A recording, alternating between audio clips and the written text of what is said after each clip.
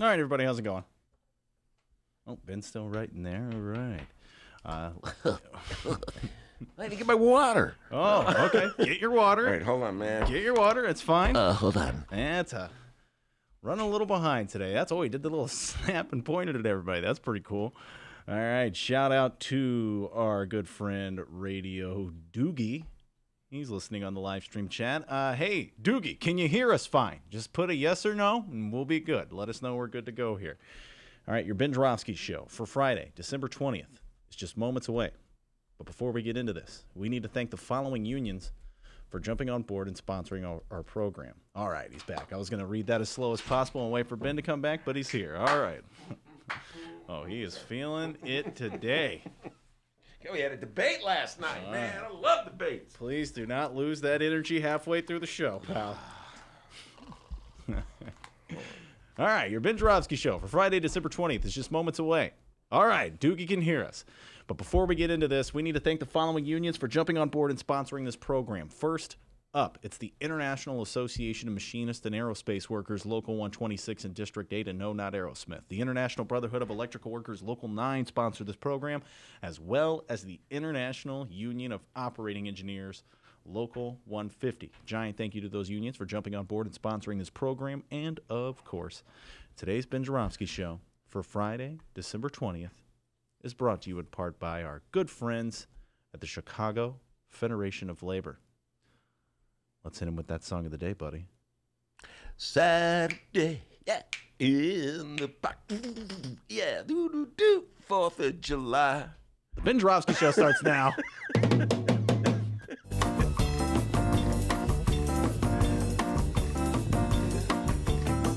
It is Friday, December 20th, and live from the Chicago Sun-Times Chicago Reader Studio on Racine Avenue, this is the Ben Joravsky Show.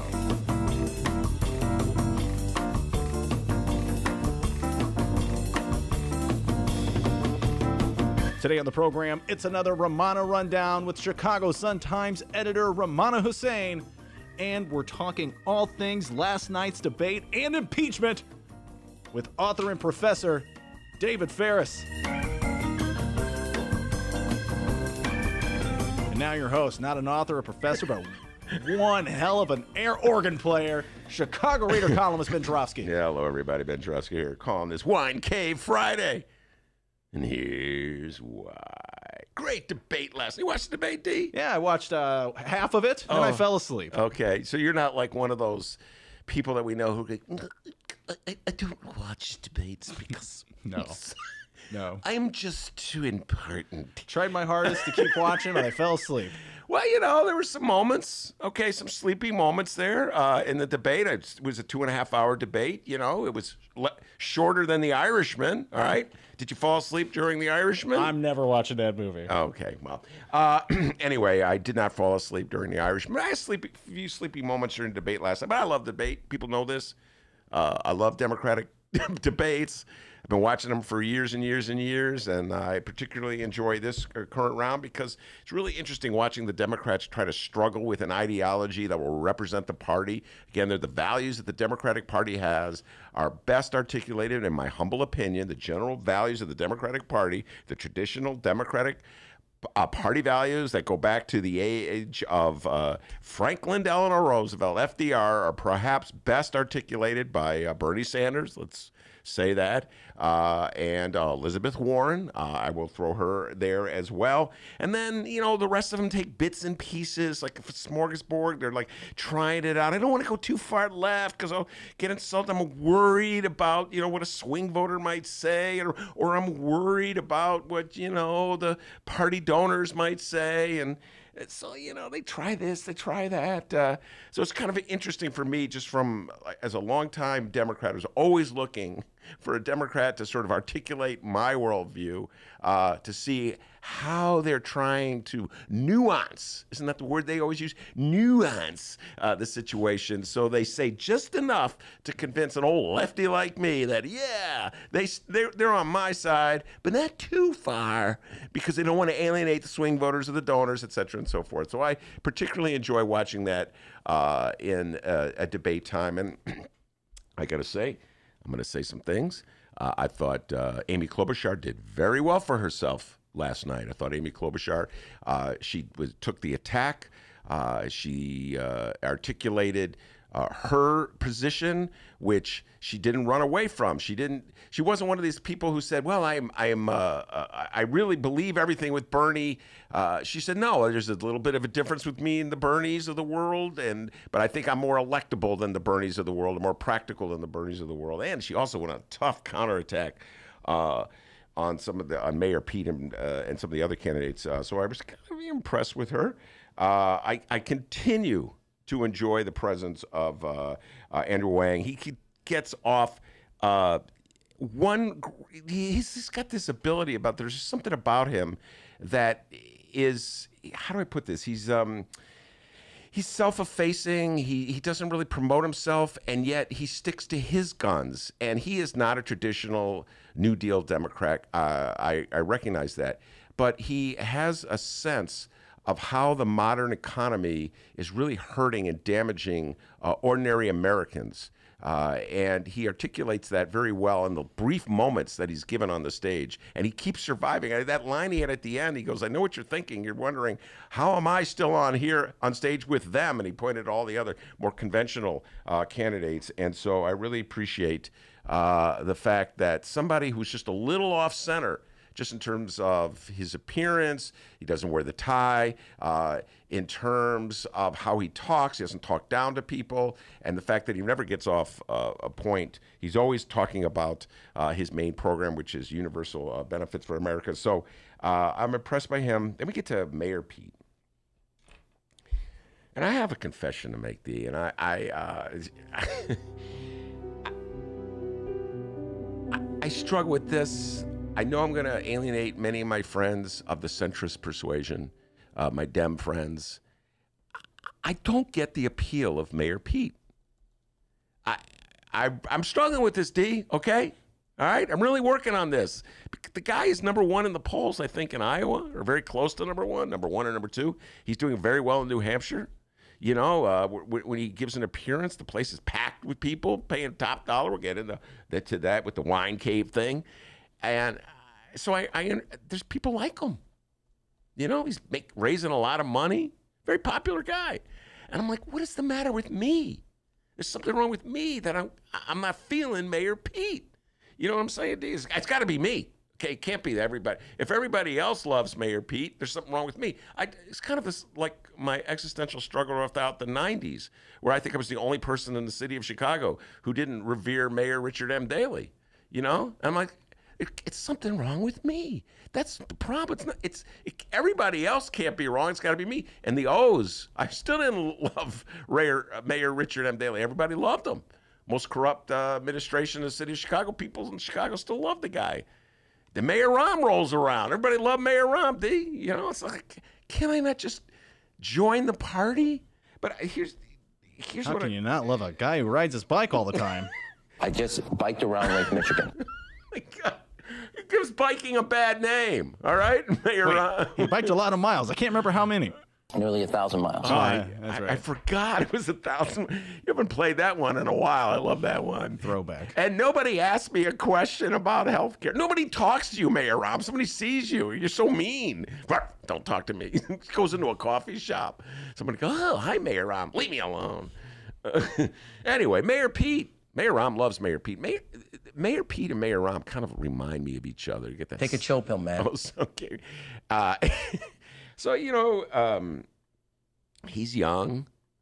I guess maybe that's part of it. He's only 37, so he's running for president. Very young. You know, it's like, okay, well, what experience do you bring to the table? And the experience he has doesn't really convince me that he's learned a lot from life. You know, there's 37-year-olds who've lived, like, really deep lives and been through a lot and come away with wisdom that they can impart.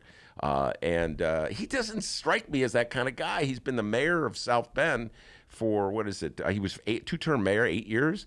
And it's like suddenly he's discovering the race issue. Well, there's a significant black population in South Bend. And like all of a sudden, Mayor Pete's discovered the race issue. It's like, how could you be the mayor of a city with a significant black population that has many of the same racial challenges that all cities and all towns have, where there's a significant number of black and white people living in the same town, and just come away going, oh, I just realized that we have a segregated school system. Yeah, so it's sort of like, I don't understand. You know, I just don't understand the appeal of Mayor Pete. And I think what really turned me off was at the very get-go, before I knew much about the guy at all. I just knew his name, which I have trouble pronouncing.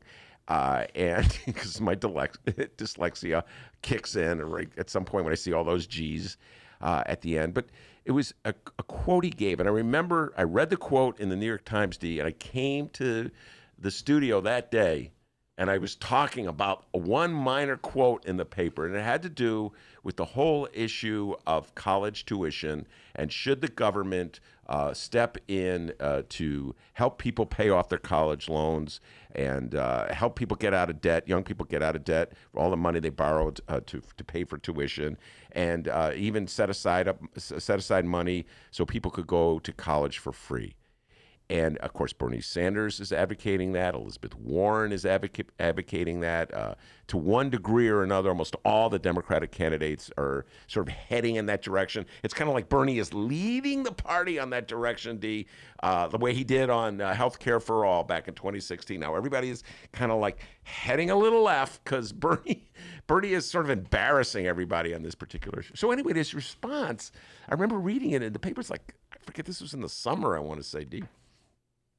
His response was that it would not, if you had college tuition for everybody, including rich people, that would not be fair to people who don't want to go to college and want to go to trade school. So in order to be fair to people who want to go to trade school, he was against subsidizing college education for everybody. And I'm like, what a sneaky way to avoid the central issue. What you're like hiding behind your supposed dedication to people who want to go to trade school, using that as a justification to be against a universal college tuition. For one thing, it's not like you can't do both.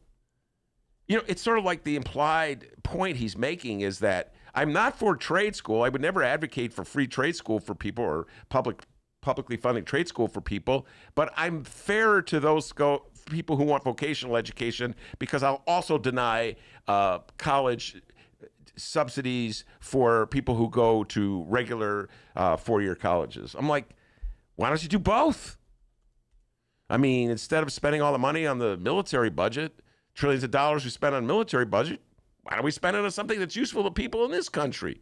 Why do you use people who aren't going to regular four-year colleges as an excuse not to subsidize education for people who do go to regular colleges? Or you could just say, you know what, before I support a program that would help people who go to regular colleges, I want to pay for people who get vocational training. But he was for neither one. It reminded me of the early debates when Tim Ryan, the congressman from Ohio, would justify his opposition to Medicare for All on the grounds that he did not want to take away the great health care coverage that so many union members had negotiated for.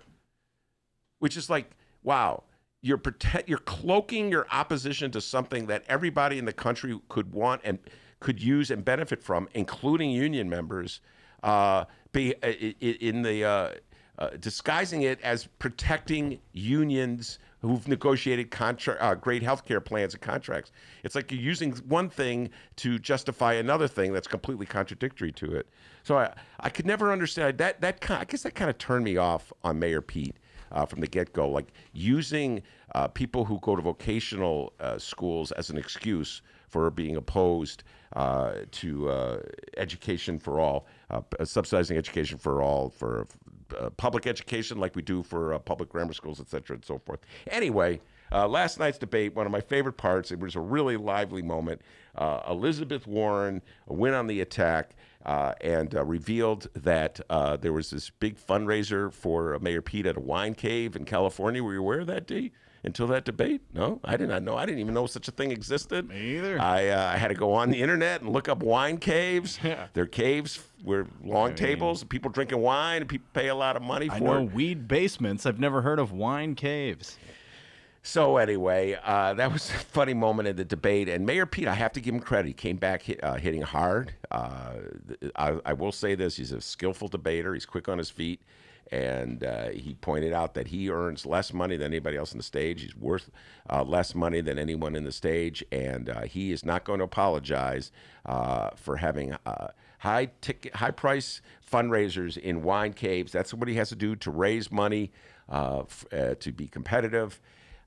So that's the game he's going to play. I'm more concerned with whatever he's saying to the people in the wine caves to get them to give up all that money to support him. And my guess is that whatever he says is not favorable to sort of that New Deal Democratic view that people like me have. So that's maybe why I have an aversion to Mayor Pete. We got a great show today, everybody. Rummana Hussainn will be here. Boy, I'll tell you what, D, she's going to do some Tulsi trash talking. Uh-oh. All right.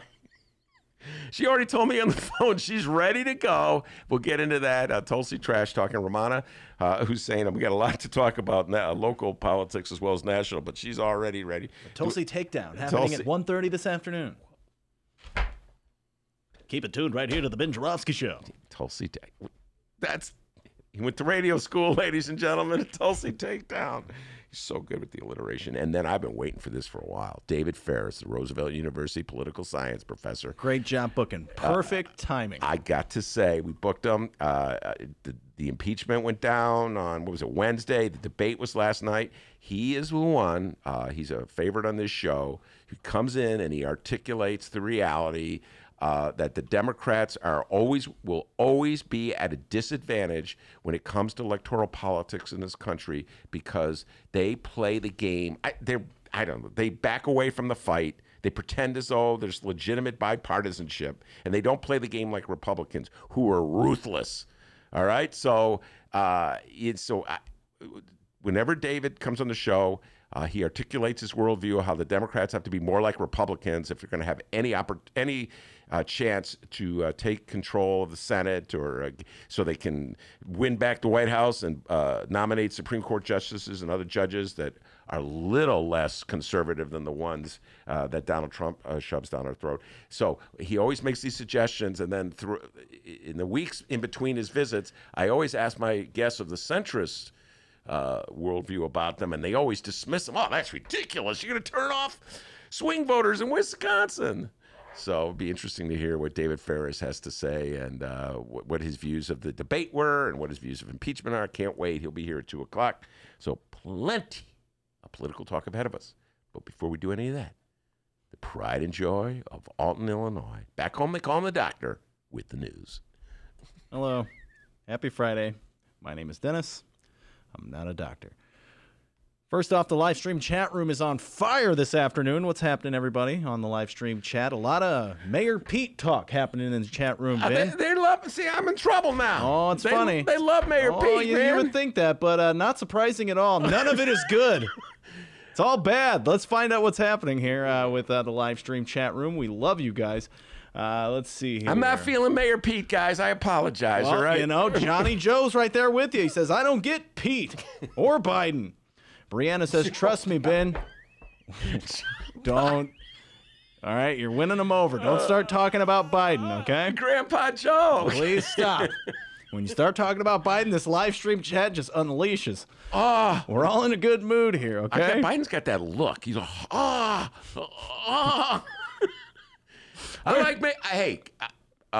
like Grandpa Joe more. I have just a greater feeling toward Grandpa Joe than Mayor Pete. Just saying that. Just saying. There with the unity. Okay, let's see here. Brianna says, trust me, Ben, you are not the only person not feeling Wall Street Pete.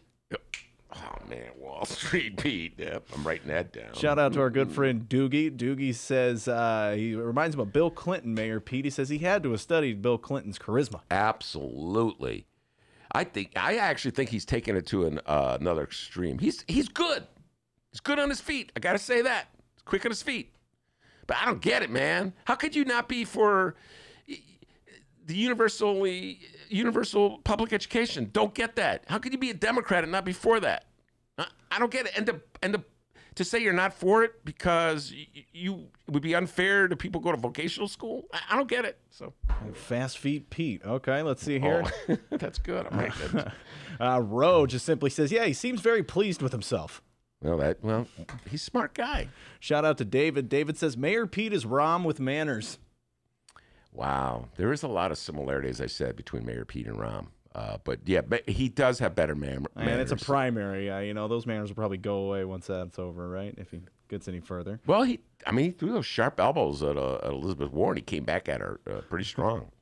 All right, and I think that's about it for the Mayor Pete. Okay, I thought, man, everybody would turn against me because I'm not feeling Mayor Pete. No, it's when you talk about Biden and how awesome you think he is. That's when they start turning on you. Can I just tell you how wonderful Joe Biden Please is? stop. We're all getting along, all right? Joe Biden. Joe, he's still number one in the polls, D. Okay.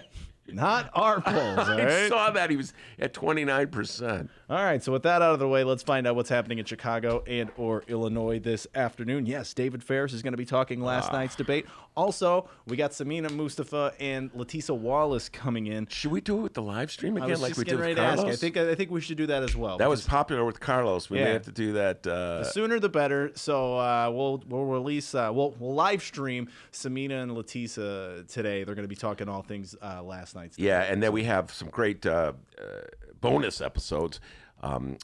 Carlos Ramirez Rosa. When are we going to? The brains of the show. Monday. Dennis will figure Monday. Okay. But a lot of great political talk with Carlos. And Samina's fired up. I talked to her on the phone today. She is raring to go. So if you're listening to today's show and it ends and you're like, boy, I wish they would talk about that debate more. Well, don't worry. At 4 o'clock, we're going to jump back on the live stream. We're going to be talking with Samina Mustafa and former lieutenant gubernatorial candidate Letisa Wallace out of Rockford. Yes, indeed. All right, let's find out what's happening in Chicago and or Illinois this afternoon. A lot of reefer news today, Benny J. Oh, okay. For those not keeping track, we are now 12 days away from recreational cannabis becoming legal in the state of Illinois. And for those keeping track, chill out, you crazy potheads. My God, calm down. But seriously, on the statewide front, we are locked, loaded, and ready to eat, drink, smoke, whatever way we can take it. Any recreational cannabis that comes within 10 feet of us come midnight, January 1st. But here in the city, depending on who you ask, somewhat of a different story. On Tuesday, Chicago's Committee on Contracting Oversight and Equity passed an ordinance that would have prohibited cannabis sales from starting on January 1st, 2020 and pushed them to July 2020. Ben calls this the Great Reefer Revolt. Yes, indeed. I was with him 100%. The City Council's Black Caucus is concerned that none of the dispensaries that are set up to open shop come January are owned by African Americans, Latinos, or women. We've covered this numerous times on the program, but just a quick recap in one sentence as to why. Well, application fees to run a marijuana dispensary in Illinois cost so much damn money that the only people who can afford to open one are, all together now, everybody, come on, really rich white people. That's correct. Yeah. Oh, Lord, I can't stop talking about this. I just wrote a column about it for the Reader. We had an early deadline this week, D. I was up late last night writing that column. Yeah, you admitted that you were writing one on the Brown line. Yeah, in my eye, I was like, that's outrageous. Well, the great thoughts come to me at weird moments. But I do not understand. I will not understand the people who bore the brunt of the war on drugs were black people. They were arrested for stuff that white people just did all the time, and I know they did it all the time because they were doing it in my living room. And yet, when it turned around and reefer is finally legalized, who's getting all the goodies? The white people who never paid a price for the war on drugs. I don't know. There's just something that just rubs me the wrong way about. I'm gonna get in trouble, D. Oh, I got in trouble. All the Mayor Pete people are mad at me now, and all the legalized reefer people are gonna be mad at me now. I'm just getting everybody mad at me. The Joe Biden haters out there are gonna. I don't really. That's my Joe Biden. Look, he points. Pointing. Yeah. He points. Get that point thing. Now, those who watch the live stream can already tell, but those who may download and don't know and can't see what we wear every day, Ben and I, not really rich white people. Correct. Broke-ass white people. Especially me. I'm like really poor. So, okay. Yeah, I can vouch for that. So the Reefer Revolt happened on Tuesday. Then, as suspected, during Wednesday's city council meeting, Chicago Mayor Lori Lightfoot, along with a handful of other city council members, said F that with an overall vote of no on that ordinance. And here we are. Back to January 1st for legal recreational cannabis in Chicago. But wait, there's more. Whoa. In case you haven't heard the news, on Thursday, the chairman of the City Council's Black Caucus, one Jason Irvin, doubled down, announcing that he and the Black Caucus will try again to delay recreational marijuana sales in Chicago for 6 months. But this time around, Alderman Irvin is throwing the Illinois governor into the fight. That's right. Irvin has accused Governor J.B. Pritzker's office of backing off from a commitment made to African-American aldermen demanding a piece of the pie. Alderman Irvin, Ben, which ward? 28th. Come on. That's the one. Irvin said that 7 or 8 black and Hispanic aldermen voted against a 6-month delay on Wednesday based on the promise that they were told the governor's office made to earmark 2 medical marijuana dispensary licenses, one in Hyde Park, the other in Chinatown, for social equity applicants. Right after the city council meeting, the governor's office disavowed any such guarantees about the 2 new licenses. Pritzker spokeswoman Jordan Abadea said there would be a, quote, regulated process to determine the ultimate owners from a pool that includes, quote, social equity applicants. So Irvin feels that he still has a case. Here's Irvin on the governor's apparent promise, quote, if they're now saying that they will not do that, then they're backtracking on what was previously stated. That's a problem. If they're saying they won't do it, that's a problem. I'm disappointed in everything that's transpired, and this would just add insult to injury. I would hope that people would reconsider their decision based on the fact that what was promised to them was not delivered. Okay. I can't remember who I was talking about this yesterday. It may have been Brandon Johnson. You gotta get it in writing, Alderman Irvin. We talked about this during the teacher strike. The teachers were saying, we want a guarantee from Mayor Lightfoot that she will hire nurses and social workers. Mayor Lightfoot said, what? Who needs, I promised I was going to do it. Oh, that Mayor Lightfoot impression is getting better and better every day. Rummana's in the studio. She loves my Mayor Lightfoot imitation. I promised I was going to do it. And so Stacey Davis Gase said, I want it in writing. They went on strike, and they got it in writing. So Jason Irvin, you can learn from Stacey Davis Gates. You got to get it in writing. Otherwise, obviously, the whole history of marijuana in the city of Chicago and the country of the United States shows that black people get punished for it. White people benefit from it. So if you want to get in on the goodies, you got to get it in writing. And it looks as like they're backing off on their promise already. It was only not even 24 hours. So Thursday, Irvin said, well, he's doubling down, saying that he's going to keep trying here.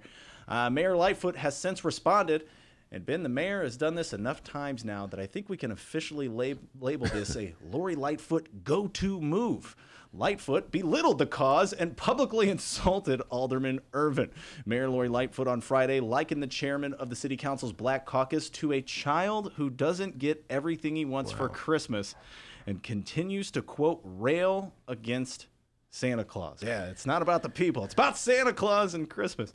Benny J., the Reefer Revolt lives to fight another day. Last time we talked, you were on Team Irvin, but as anyone who has listened to this show at least twice knows that your opinion changes damn near every single day. Take the Joe Biden thing, for instance. One day he loves him, one day he can't stand him. I don't know where he stands on it, but where do we stand on the Reefer Revolt on Friday, December 20th? I'm with Jason Irvin. I'm with him. And I believe that the current situation where all these dispensaries are owned by rich white guys just exposes one more time the utter hypocrisy of the way our country deals with marijuana. I was hoping that we could immediately address that when it was legalized. Apparently we can't. I understand it's challenging.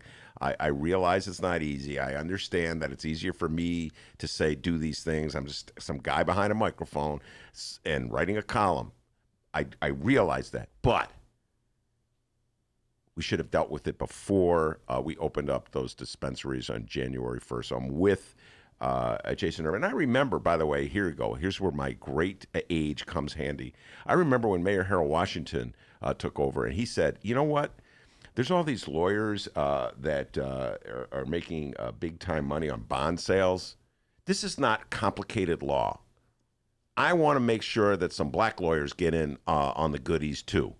And, you know, they act as like a lawyer who puts together a bond deal is a freaking genius.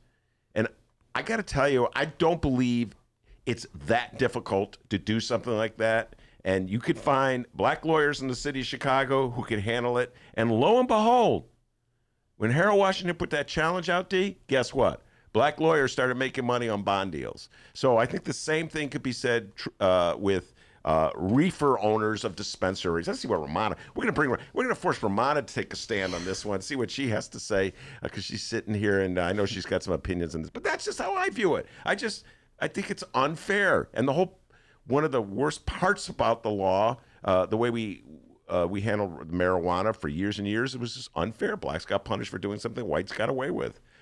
So. All right, so there you are. The latest of what's going on in Chicago and or Illinois this afternoon. We will keep you posted on that story as today's program rolls along. And coming up, the latest update on Ben Joravsky's second biggest gripe of 2019. The first, by the way, is the location of the water fountains at the Chicago Sun-Times. Seriously, he complains about it every day. Come on, it's ridiculous. You put it right outside the woman's room.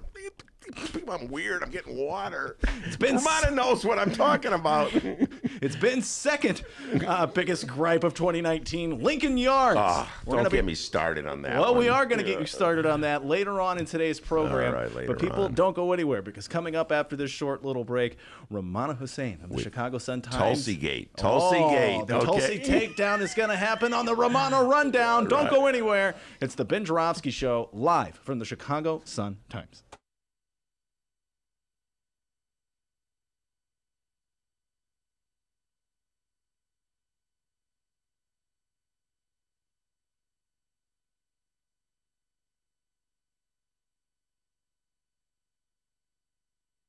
Read the Chicago Reader to get up to speed on what's what in Chicago. Culture, food, arts and entertainment, weekly concert listings, weekly event listings, the environment, travel. I can continue, but you get the point. And for all of you Chicago political junkies, raw weekly columns on real city politics from Maya Dukmasova and our very own Ben Joravsky. The Chicago Reader, free to the public in newsstands throughout the city and online at chicagoreader.com. Read it now and be a more informed Chicagoan. The Ben Joravsky Show is supported by Northwestern University's part-time master's program in literature and liberal studies. Students learn from dynamic and diverse faculty as they build advanced skills for critical analysis, writing, and research. Evening classes are held on Northwestern's Evanston and Chicago campuses. The spring quarter application deadline is January 15th. Learn more at sps.northwestern.edu/masters.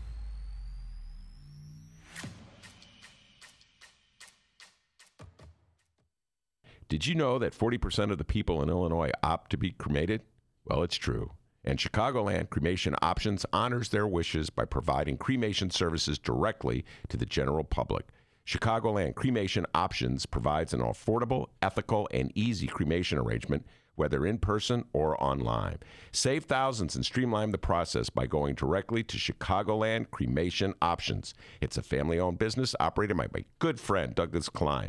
Here's how you reach them: ChicagolandCremationOptions.com. One more time: ChicagolandCremationOptions.com.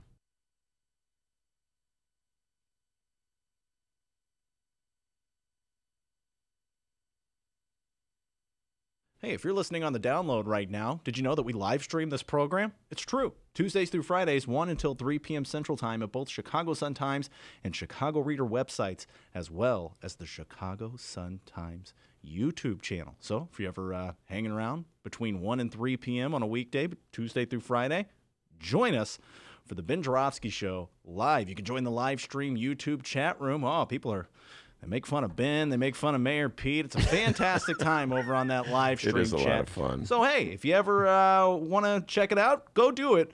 The Ben Joravsky Show live, Tuesdays through Fridays, 1 until 3 p.m. Central Time at both Chicago Sun-Times and Chicago Reader websites and the Chicago Sun-Times YouTube channel. Welcome back to the Ben Joravsky Show, live from the Chicago Sun-Times. If long-time listeners to this show know that Rummana Hussainn was right on, and on the issue of Tulsi Gabbard, she explained some things to many of my left of center listeners about her, Tulsi's little right of center, borderline racist attitudes toward Muslims.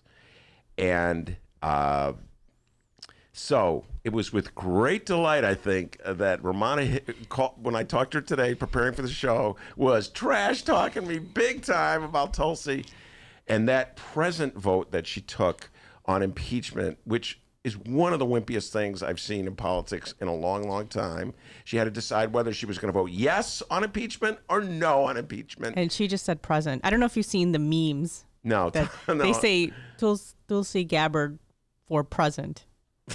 That's great. I thought it was a Christmas thing. She got everyone presents, but no, that's just saying she's there. I was going to send you a text on Thursday night, but I'm like, how do you like your girl now? But I don't want to. I don't want to seem like such you a... should have. Next time. Should have. Yeah. I would have should have. I wish you had, actually. I can handle it. Well, I mean, I don't know. I just thought it was interesting because a lot of us who have immigrant parents are very globally connected and pay attention to different issues that affect us. And I always find it interesting that we definitely differ than what white progressives believe. So when I see those signs in Evanston for Tulsi Gabbard, I was like, ugh. And then you see a sign that says Black Lives Matter. I'm like, well, you really don't know that much.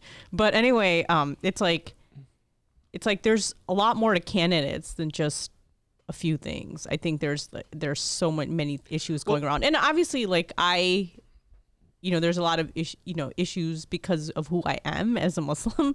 So, and especially as an Indian Muslim, I think, of course, I'm aware of more things that affect me. Yeah, it's like I told someone the other day, someone in the newsroom who was a white male. Who will remain anonymous. Yes, anonymous. He's a good friend of mine, and he's like going on and on about the environment and how he's, offended by, Trump and his anti-climate change, attitude. And I go, well, there's also the racism and sexism that a lot of people find problematic. And he's like, yeah, but that's minor compared to the environment. So I'm like, it must be nice to be white and only worry about a few issues. And so, I mean, it's a friend of mine, so I jokingly said it. So there are I'm just saying, as a person of color and a person who belongs to a religious group that a lot of people think it's normal to or normalize hate against, it's like there are a lot of issues that we're sensitive to. Well, it's And this is why the world is how it is. Yeah. This is why India is how it is, or the United States for that matter. Well, see, okay, so a lot of how would I put this? I've never seen a Tulsi Gabbard sign in Evanston. I'll take your word for it. I did. I go running there, so I've seen it. So, okay, I've never seen Just one or two. I mean, I'm not saying many. But It's my beloved hometown. that doesn't mean that. I mean, there's probably Trump supporters in Evanston. Probably. I think it went 30%. They're more secret. Yeah. They're more secret. I don't know of any. I can't recall ever seeing a Trump sign. No, there is a Trump sign. In Wilmette, there is one. I saw a Trump sign in Evanston. I don't want to give away any addresses or anything, but I can still see in my mind's eye where it was. It's very close to where Congresswoman Jan Schakowsky lives. So it was clearly this neighbor's way of trying to antagonize Jan Schakowsky. I think in the northern suburbs in the North Shore, nobody's really going to have a Trump sign. All right, wait. But that doesn't mean they wouldn't vote for Trump. He got 30%. Yeah. I mean, I have to look at the numbers. I haven't seen him lately, so I shouldn't say 30%. But I think he got at least 20% in Evanston. All right, which means there are Trump supporters in Evanston. Now, here's the thing. Just if you could just help people out a little bit. Yeah. Because so many of my friends of the lefty persuasion, they're not aware of what's happening outside the realm of politics that they're most concerned with, and they respect Tulsi because she stood up to the war machine, if you will, opposed intervention in the Middle East, and said she was looking out for veterans so they wouldn't just be sent to wars on the whim of a president who made up evidence that was non-existent. Okay, so. What's the other part of her that? The other part of her is a lot of people notice that she supported the regime in Syria. This is Assad, which what you guys would call it, the Assad regime, and a lot of people feel that is wrong. And then Tulsi Gabbard is part Asian. She identifies she's a Hindu, and she belongs to this. She has supported Narendra Modi, who's the Prime Minister of India, and who is seen by many as a anti-Muslim Prime Minister by many in India.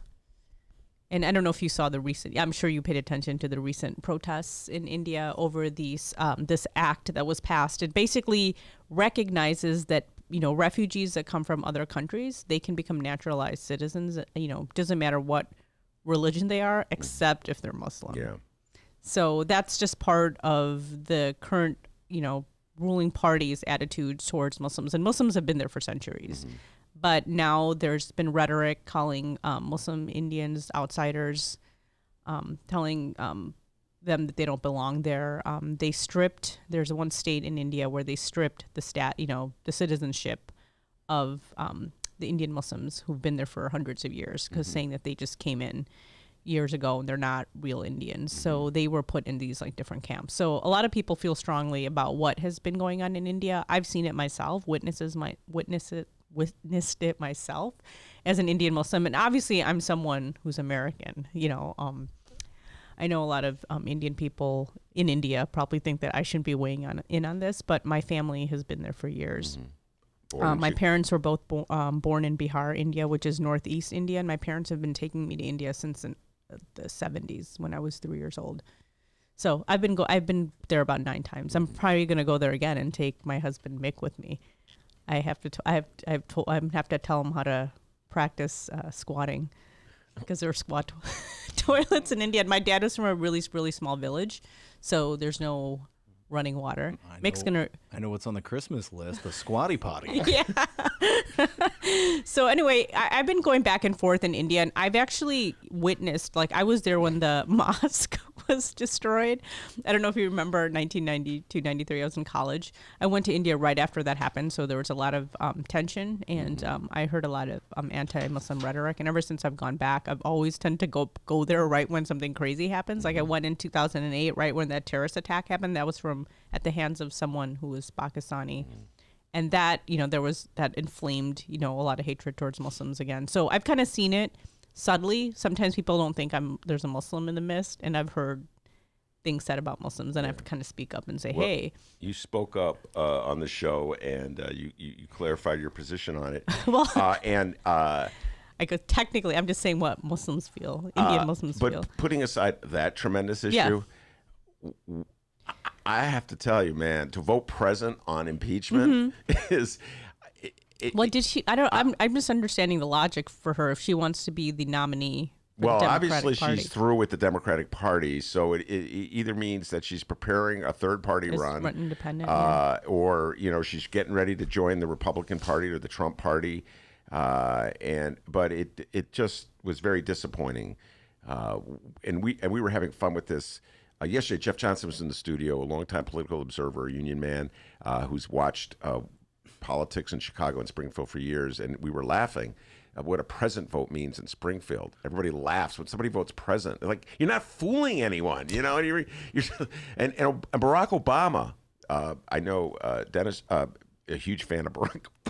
Just say Love that. Barack Obama, not really feeling Barack these days, Rummana. That's a whole other story. Yeah. But Barack Obama loved the present vote, and that's just what I mean. Like, well, I don't want to offend this one. I don't want to offend that one. I don't want to do a vote present. Yeah, Ben, I it's believe on kind the of program yesterday you called it weak sauce. Yes, weak sauce. Kept saying that. Yeah, come on, man. Don't bring the weak sauce. And it's really lame to Yeah. vote present. And so I knew you were going to. And Samina Mustafa's coming in at 4 o'clock. I'm sure she's going to have more to say about it as well. But the Tulsi takedown. Anyway, all right, let's move on from Tulsi and go to Mayor Pete, my other favorite thing. And I have a confession to make, and maybe you can help me with this, Rummana.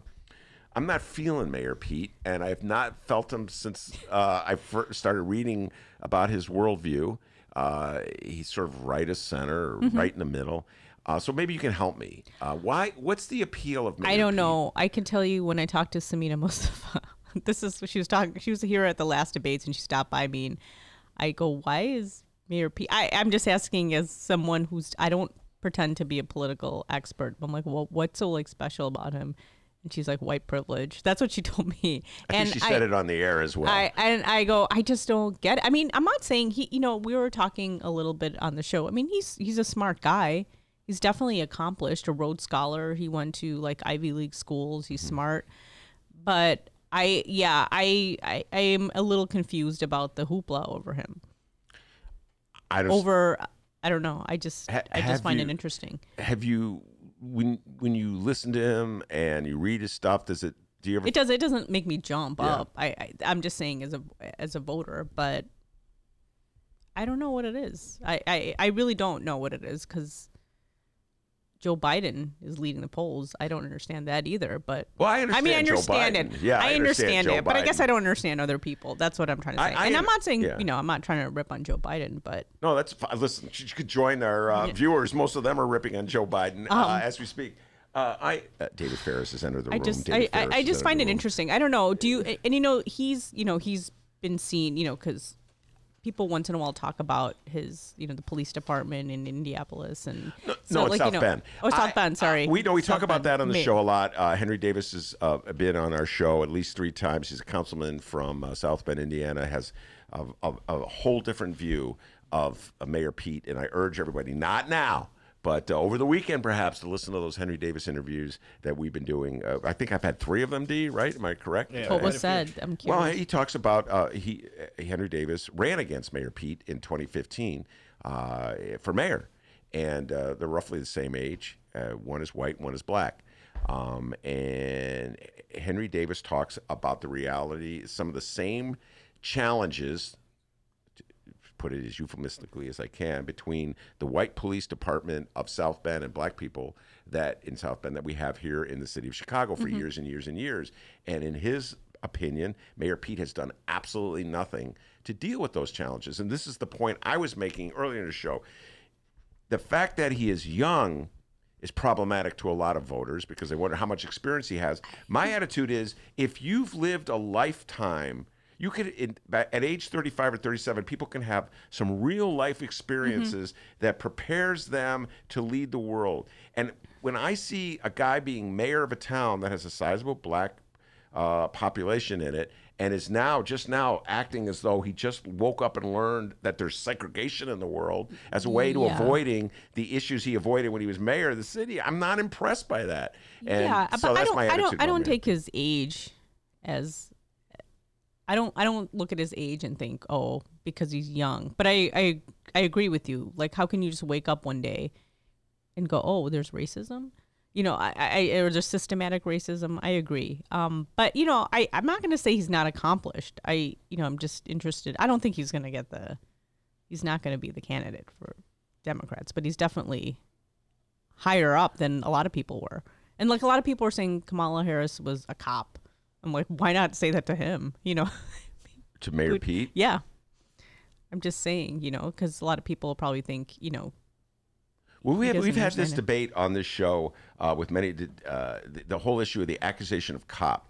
And when Samina and Leticia were on at for the last debate analysis, both of them, mainly Samina, were saying it's unfair that Kamala Harris gets the cop label. She wants to see if the kid, Budin, I think his name is, he's left of center, state's attorney in San Francisco. Lori Lightfoot got that accusation. Yeah, she got that. So is it only for black women that get hit with that, tagged with that?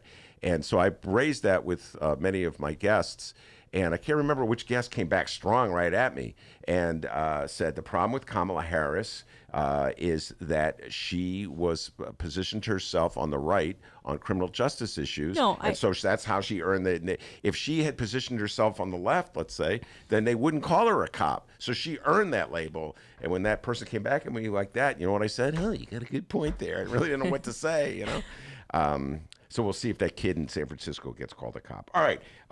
You also had a interesting point. A friend of yours, or your Facebook friend of yours, was on the debate stage last night. I'm on a Facebook group of American Muslim women journalists, and Amna Nawaz, who's on PBS NewsHour, she was one of the moderators at Thursday's debate. She asked Joe Biden a question about Afghanistan, which is the way we pronounce it, and is correct. Anyway, she pronounced it correctly, and he looked at her and he goes, "You mean Afghanistan?" And she's like, "Yes, Afghanistan." So it was kind of funny. I think people who can, know the region pretty well and can speak the languages of that area, and if there's India, then there's Pakistan, and there's Afghanistan. So we pronounce it that way. I know I've pronounced it like correctly in the newsroom, and then people look at me like I'm crazy, and then I go, when I'm talking about Pakistan, I'm like, "Oh, Pakistan." Because I'm like, it just sounds weird. I go, for someone who speaks Urdu, it's just weird when we mispronounce things on purpose. It's like calling Facebook like fast Baki. You know what I mean? It's just, and I understand some people don't have a command of certain languages, but it just feels odd. Like as a person who knows the correct way, I can't say that. And people do that with their names. There's this guy named Tanvir who used to work here. I'm just giving you an example. Yeah. And he was Bangladeshi, of Bangladeshi descent. And so I'm familiar with that name. In Urdu, we pronounce the accent on different, we call it Tanvir. But everybody would be like Tanvir, okay? And I was like, I told him, I'm like, listen, I know that's not how you pronounce your name. Can you just tell me how to pronounce it? He's like, thank you so much for asking me. And he's like, I shouldn't have done that. A lot of people who are South Asian or, have names, they totally destroy their names. So it could be easier for white people to pronounce. And I'm totally against it. But Tanvir was telling me, he's like, I told my wife that, she pronounces my name like that, like wrong. And I wish I told her just, so it's something that we as first generation kids of immigrants like have grappled with, because a lot of people do say their names wrong to make it easier. And so sometimes my husband will be talking about someone. I'm like, that's not how you say his name. Mm-hmm. And he goes, well, that's how that person said it. I'm like, yeah, they're just making it easier for you, but that's not how you say it. Yeah. And it's really funny. So when Tanvir was leaving, they wanted to hire this young woman who works at the Tribune, and she was also South Asian, and she had a different name. And then my boss came up to me and he goes, he asked me to talk to her, and then he comes, he was going to go talk to her, and he goes, so before we go, we want to ask you, she's going to be replacing Tanvir. I'm like, I want to say her name. And I'm like, yeah, this is how you say her name. And by the way, you've been saying Tanvir's name wrong too. Okay. But anyway, that's just. I got to tell you this. Listen to the story. I can really relate. I have gone through life with a name that a lot of people struggle with. Joravsky. That's not that hard. Well, apparently not everybody has your abilities. Because I remember one of my earliest memories in first grade, second grade, And that teacher is going down that list of names, and it's alphabetical, and I'm dreading it. There were not a lot of Joravskys in the schools where I was. I'm like, and then there's like, so let's say the name before is Jones. You know, Billy Bob Jones, and Benjamin. The pause kills me. And even now, man, it's like, what do they call? What does Sugarza call me? Joravsky. So you know what? The whole family. We went to that the Sugarza party with their family, and the whole. I think it's like they're pranking you. The whole family's like, "Hey, Joravsky." It's awesome. And then it's like, believe it or not, I don't know how I did this, Rummana. I studied German for a while, so I was aware that there was a German writer named Goethe. Then I moved to Chicago. Oh yeah, we call it. And I'm like, Goethe Street, huh? We call it Goethe. Goethe. And so, and of course, I'm very French. So when I see a suburb not far from Chicago, I go Des Plaines. And no, it's Des Plaines, man. Well, Samina Mustafa, who's going to be a guest, and when we were growing up, we'd call it, we still call it Devon Avenue. She goes, technically it's Devon. That's how they pronounce in England. And we all start laughing. We're like, oh, only Samina would tell us that. But yeah, but it's interesting. I don't care as long as people try. I'm just saying, I know, like I said, not everybody has the same command of languages as I do. And it's really funny because my mom, who's, from India, she thinks all the Anglo-Saxon names are really weird, and so she mispronounces a lot of like the regular names, and she like calls people like the wrong name, and she goes, "Oh, they have such weird names." Yeah, so, no, I'm with your mom, and I got to tell you, I have a lot of issues if I reveal them on the show, and one of them is if I get the name in my mind of somebody, and it's wrong, you ask Dennis. It's stuck there, and I battle with it. But at least try. You know what I mean? Yeah. Like I said, I don't try to make fun of it too much. But all right, but it's good to make fun of it, so we know what we're doing. But that moment last night at the debate, where Joe Biden had to confront the different pronunciation of Afghanistan, and he he had that moment. It's only a Joe Biden moment. Yeah, poor guy. Did you hear about Sarah Sanders making fun of his stutter? That was mean. Well, what do you expect? I have to. Huckabee Sanders. Yeah. So okay. So that was a moment in the debate where Joe Biden was recounting how so many people come up to him and share like their intimate feelings with him and look to him for help and assistance and whatever. And there was a kid who had a speech impediment. Mm-hmm. And when he did the speech impediment, it wasn't clear whether he was imitating the kid's speech impediment or he himself was stuttering. Oh, okay. At least that's how I'm looking at David, and he's nodding his head as well. And I was watching it in live time. And so Sarah Huckabee Sanders, the all-caring former spokesperson for Donald John Trump, Rummana's favorite president, then immediately tweeted out something mocking Joe Biden. Yeah, with like stutter, like, Yeah, they should take Twitter away from like 99% of the people who have it. But anyway, then she eventually apologized for it. So I think she took the tweet down too. You don't want to talk about Andrew Yang being the... you know what? We don't have to. We don't have to. We could talk about Andrew Yang another time. Because you talked about him, how sad it is. Not sad, I shouldn't say that. How interesting it is that he's the only person of color that was at the debate. Yeah, he pointed to that. I don't know if you remember. It was a question put right to him directly, and he handled it very well. I thought that Andrew Yang, the limited amount of time he gets, he always at least I get a chuckle out of him. You know what I mean? Did you see Donald Glover, the actor and musician? I know who Donald Glover is. He's on his creative team. He just signed up on his creative team yesterday. Yeah. Wow. He's getting hipper by the moment, I'm telling you. Yeah. I found too, I don't know if I told you this, I said on the air. Last Friday, I was walking through the neighborhood, and there were not one but two Yang supporters out gathering signatures to get one of his. I feel like he's getting traction within the last few days. Well, he's at 4% of the polls, but yeah, I know. But I enjoy anecdotally. All right, so before we let you out the door, Rummana's recommendation, and what do you got? What do you recommend? Well, I don't know if I'm gonna. I mean, Star Wars, I heard, is getting decent reviews. It's saying the movie's great. The new Star Wars. Yeah, Miles Porter will be reviewing the movie at 3 o'clock. Cool. Miles Porter You watched it be... already? So my husband is a diehard Star Wars fan. I think he said that that's his favorite movie of all time, and I don't know. I love Mick dearly, but goddamn. He once asked me what my. I'm like, that's too hard.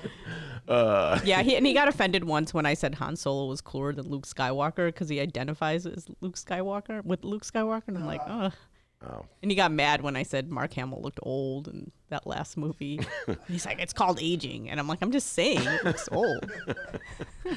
But he already told me, like, so as soon as like the movie reviews came out, he's like, well, I'm gonna take you to watch that movie this weekend. I said, yes, I saw that coming. So I do want to see it. I'm looking forward to that. I still have a few movies that I want to see. Do you have a Christmas movie tradition? I don't know if you do. Not because as a Muslim, we never really have. But, everybody does like, what's that Christmas Story movie? Is that what it's called?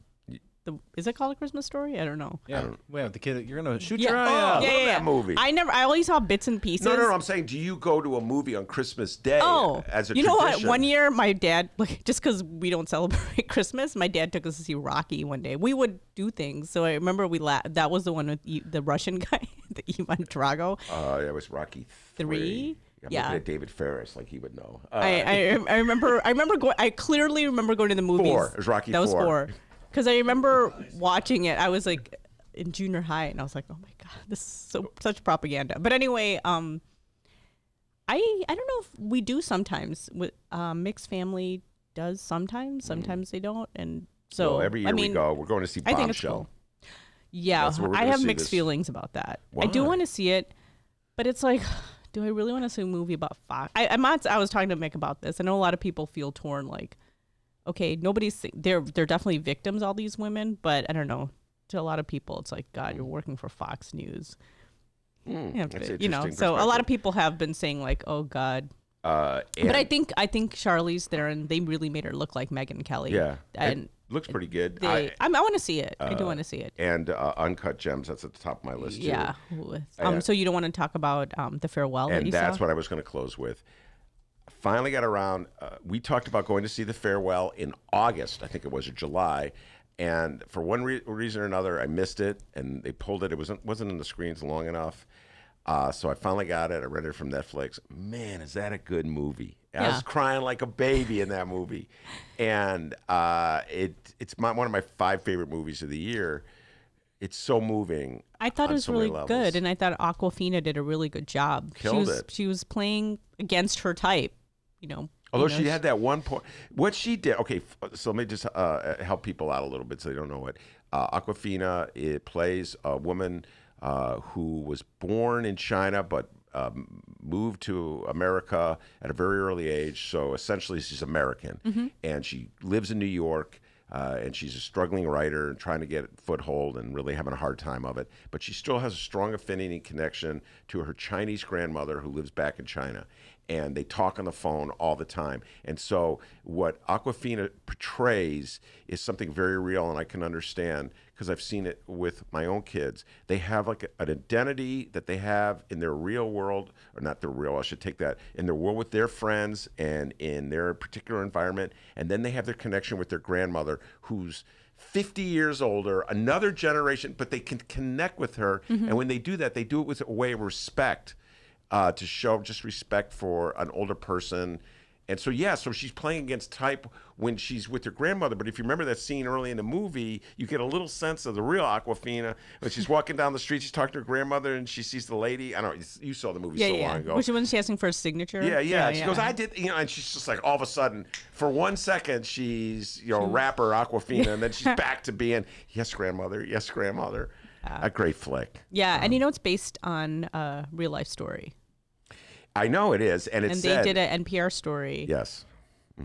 On it, and I told you why I was annoyed by the Golden Globe nomination for The Farewell because it was nominated as a foreign language film, and because they speak different language in some parts, which is normal for those of us who grown up with grandparents who live in different countries. Yeah, no, it's weird. It's made by Americans and whatever. It's a great flick. The premise of the movie is that the grandmother is dying of cancer, but nobody wants to tell her that. So they pretend as though they're having a family gathering for a wedding when really they're going to say goodbye to the grandmother. That's all I want to say about it. You cried? Like a baby. I'm not ashamed to admit it. All right, Rummana, we got to move on. The great David Faris is on deck, and he's fired up to talk politics, impeachment, debate.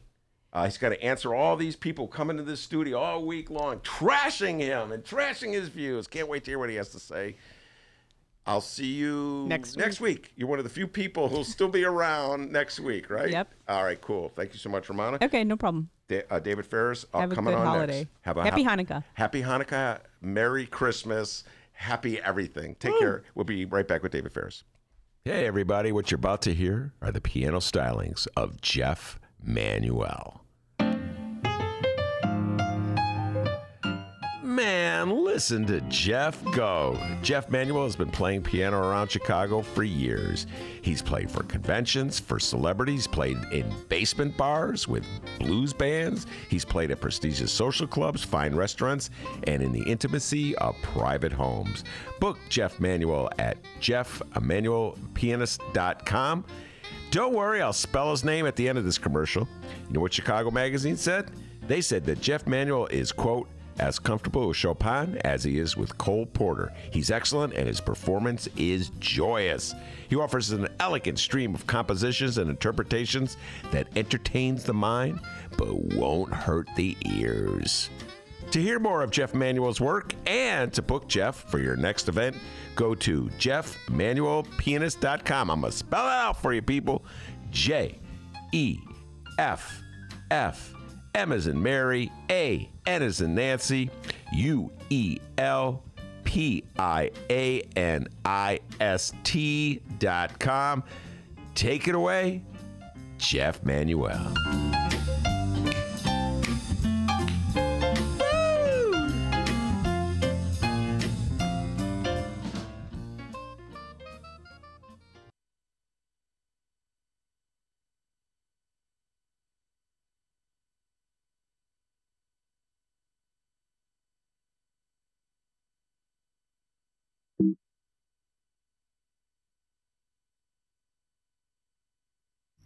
The Ben Joravsky Show is supported by Northwestern University's part-time master's program in literature and liberal studies. Students learn from dynamic and diverse faculty as they build advanced skills for critical analysis, writing, and research. Evening classes are held on Northwestern's Evanston and Chicago campuses. The spring quarter application deadline is January 15th. Learn more at sps.northwestern.edu/masters.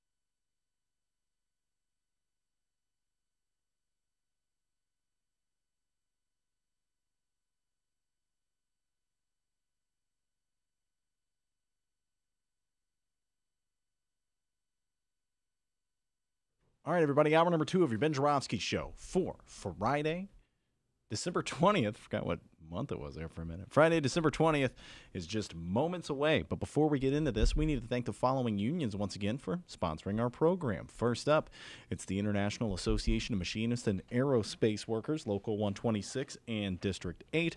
The International Brotherhood of Electrical Workers, Local 9, sponsored this program, as well as the International Union of Operating Engineers, Local 150. A giant thank you to those unions for jumping on board. And, of course, today's program is brought to you by our good friends at the Chicago Federation of Labor. Hour number 2. Let's go.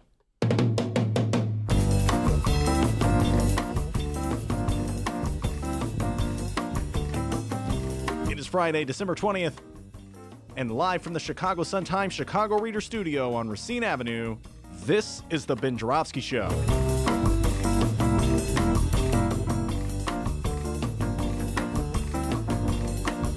In this hour of the program, it's the return of author, professor, political know-it-all, pundit, and a really funny guy, David Faris.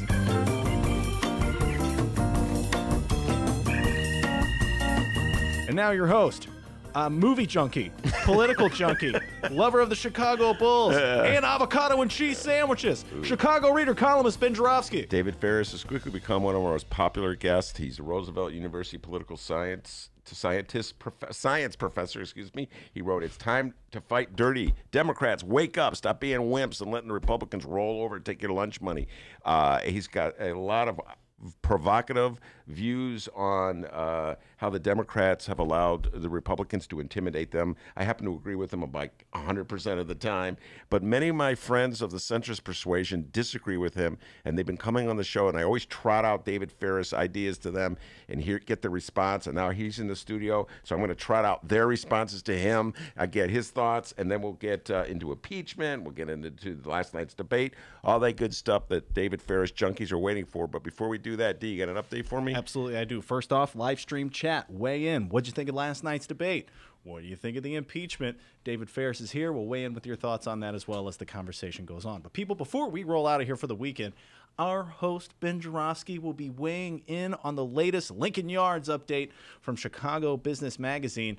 It's been his third favorite thing to gripe about in 2019, so you don't want to miss it. What was my first favorite thing? Well, now I know in the last hour I said that this was your second favorite thing to gripe about. The first being the location of the water fountains in the Sun-Times building, right by the women's bathroom. Every time Ben uses it, a woman walks out the bathroom and he looks like a weirdo. It's hilarious for anyone but Ben Joravsky.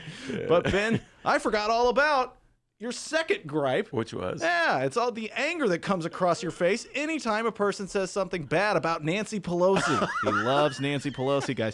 By the way, Ben, has Nancy written back to any of your love letters that you sent to her? No love from Nancy. I do love Nancy One of these days, don't worry. Oh, Babs, she's she's going to busy kill right me, now. man. She's busy right now. Maybe her New Year's resolution's to finally write you back. Okay. So, Lincoln Yards, now your third biggest gripe, all right? But people, you do not want to miss him riffing on it.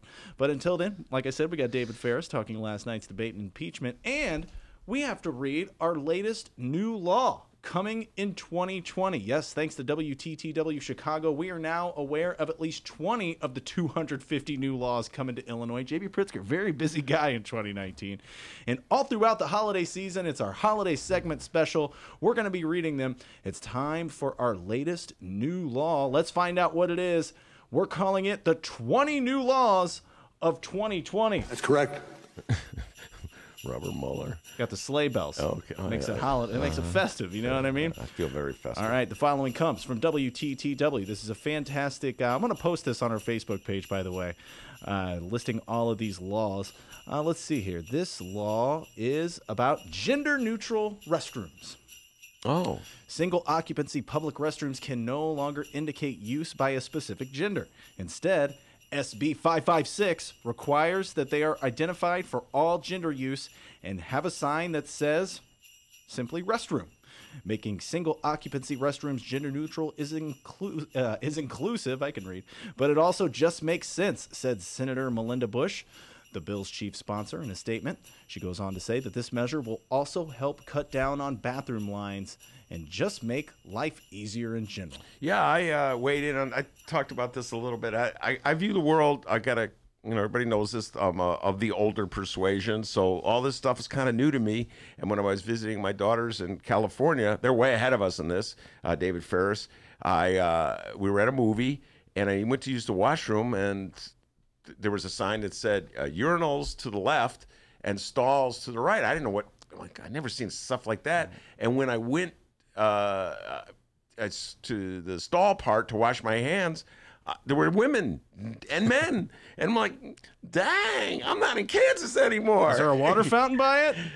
There was a water fountain. But was there a crisis? Was there like a social crisis in the bathroom? There's nothing. Yeah. But first of all, I was in California, David. Everybody's like, yo, man, that's how we go, okay? Yeah. And so I'm like, yeah, I'm in California too. I put my shades on. And so it's like, yeah, I'm with it. I'm cool. I'm down. So, old guy from Chicago, Midwest, I could deal with this. So kudos to the state of Illinois for catching up with California on this thing. 3 down.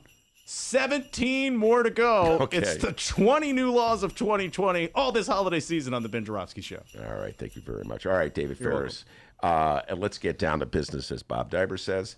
First of all, before I get to you some of the critiques that Farisisms have been receiving from my friends of the centrist persuasion, why don't you just articulate some of the points you've been making throughout your this year about why you think the Democrats should aggressively push impeachment and delay this as long as possible. Go ahead. Sure. So there's a number of reasons why I think the Democrats should draw this out. One is that we keep learning new things about what the president has done. There may still be documents, tapes, witnesses, just in the Ukraine issue that we may find out, in the coming months. More people may come forward with more information. So I think it's hasty to close it out. Second reason is it drives the president insane, okay, which is so entertaining. I think he tweeted 125 times the other day, which is just like he's losing his mind. Impeachment is driving him completely crazy. And I think that there's actually real value in having the president himself only focused on impeachment, because it means he's not running an issues-based campaign. He's running a campaign of resentment and grievance against the Democrats for impeachment, okay? The third reason is that he's done so much impeachable stuff. And so I just feel like we should have hearings about what happened at the border with the child separation policy. Like that to me is just, that goes beyond a policy difference, and those are basically acts of genocide at the border. Okay, there's all the stuff with the Trump organization, the stuff with his charity. Like last week, this got drowned out by impeachment. He had to pay a $2 million settlement. The Trump Foundation. He's never allowed to run another charity in New York ever. Okay, all drowned out, right? That's because he was taking money that people were donating to his charity and spending at things not charitable. Yeah, he was buying portraits of himself, and just basic. Gratuitous graft. Do you think he should be impeached for that? He could be. Yeah, why not, right? I think it's probably like a weaker case than some of the others because it happened prior to his administration. I think probably we should mostly focus on things that happened while he's been in office. Fair enough. But the Trump Hotel, that's something that I think is an impeachable offense. Talk about that.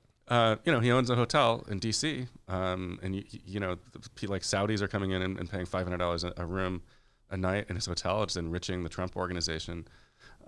He's doing the same thing with Mar-a-Lago, where he's using his office to boost the power and prestige of his corporate holdings. And that's the bottom line. He may say, well, I'm donating some of that back to whatever, but it doesn't matter, right?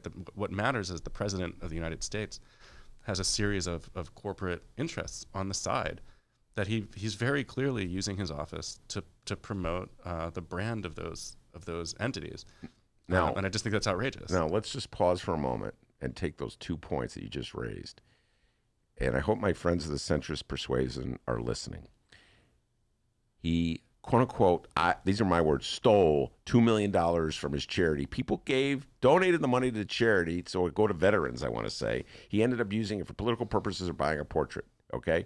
And he had to pay it back, and now he's banned in New York. From running a charity again. That's how bad it is. We're not going to let you run a charity again because you're a crook, all right? The second thing is he's got this hotel empire, and he's president of the United States, so people come to his hotel who are also going to be coming to him looking for policies, favors. Yeah. How's that not a bribe, one way or the other? Just imagine, David, if that was a Democrat. How would Republicans be behaving? Yeah. How would, like if the Clinton Foundation had a hotel, you know? Like Hotel Clinton Foundation, you know, and they were like, had all the Saudis and like Yemenis and Emiratis coming through, and, you know, paying $700 a night. Like, I'm sure that like Jason Chaffetz and Trey Gowdy would have just been like, oh, this is fine. Yeah. You know, this doesn't look bad at all. Yeah. Two Republican congressmen he's alluding to. Go ahead. Yeah. So, you know, the final reason, I actually think the most important reason to draw this out, and this ties into what, you know, Pelosi may or may not be doing with the articles of impeachment, is that you know, if you wrap up the impeachment inquiry, you pass the articles to Mitch McConnell, then you've handed control over the whole process, the staging of the process, the theatrics of the process, the rules and the procedures of the process, and you've handed it to like the master manipulator, the master proceduralist, Mitch McConnell, and Democrats. You are then sort of taken out of the equation of having control over the narrative that gets produced out of that trial. Mm-hmm. And so I think that, you know, I wrote a piece 4 or 5 months ago that said what Democrats should do is impeach the president like in October of 2020, and don't give Mitch McConnell enough time, or like the day before the election, you know, just like fly everybody back in, impeach him, and be like, you know, eat it, you know, like you're impeached. Let's have the election now. And I think that Pelosi may be sort of backing into that by making the claim that she has not sent the articles of impeachment to Mitch McConnell unless he can't hold the trial yet. I mean, I don't know. You can scour the Constitution, and there's no language that says the House has to, like, you know, physically deliver that. And it's not like the Postmaster of the United States must deliver the articles of impeachment to the Senate. You know, there's nothing in there. Because again, and this is a point I've made 100 times on the show, is that the Constitution is extremely vague at very critical points like this. You know, but I think if they can make the argument that they have not forwarded the articles of impeachment to the Senate. At worst, you'll end up in court as Republicans try to litigate starting the trial, right? Which is like what I'm hearing from the sort of McConnell-Trump side, is that they're exploring their options to actually just hold the trial anyway, even though the House has not, you know, officially forwarded the articles of impeachment over to the Senate. So wait, time out. All right, this is a delightful little aside that I hadn't considered. So. All right. Right now, the way there's articles of impeachment that have to be formally forwarded to the Senate so that the Senate can conduct its trial. And everybody out there, you know this, but just in case there's some who don't, the Senate's controlled by Republicans. The House is controlled by Democrats. This has been a totally partisan issue. Almost every Democrat voted for impeachment. With the exception of a couple, and the great profile and courage, Tulsi. I'm voting present. I'm here. Oh my God! Which way's the wind blowing? Oh, it's all confusing. Anyway, blowing always. Apparently, I don't know what that vote was supposed to achieve. Wow. Anyway, all right. So the Senate's controlled by Republican Mitch McConnell, and all the Republicans have voted against impeachment, and they don't need to hear any evidence. They believe the president is innocent, and the Democrats are up to no good. All right, so there's no deadline as to when they have to formally send the articles of impeachment. Well, the end of the Congress, right? So the articles of impeachment expire at the end of this congressional term. So that would be January of next year. So January 2021. Oh, okay, 2021. Right. Oh. Yeah. So you could just let him. I mean, theoretically, you could just. I mean, McConnell, he gets reelected. Boom. Yeah. Just send them in. You could send them right. You could send them in like January 2nd. That'd be cool. Think about that. Yeah. No, that would be. Think great. about it if he gets reelected and the Democrats take control of the Senate. Yeah, I mean, then they control the trial, but they're still not going to get him unless there's a 60 Democrats. Right? No, 67. 67. So.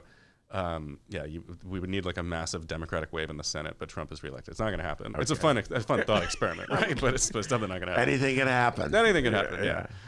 But I think. All right. So they have until the articles, quote unquote, expire as of January 2021. So you have all calendar 2020 to send them over. All right. And you're saying that Mitch McConnell may choose to have the trial even if they don't forward the impeachment to him. And what would Pelosi do? Go to court to block him from doing that? I think it would actually be McConnell who has to go to court to hold the trial.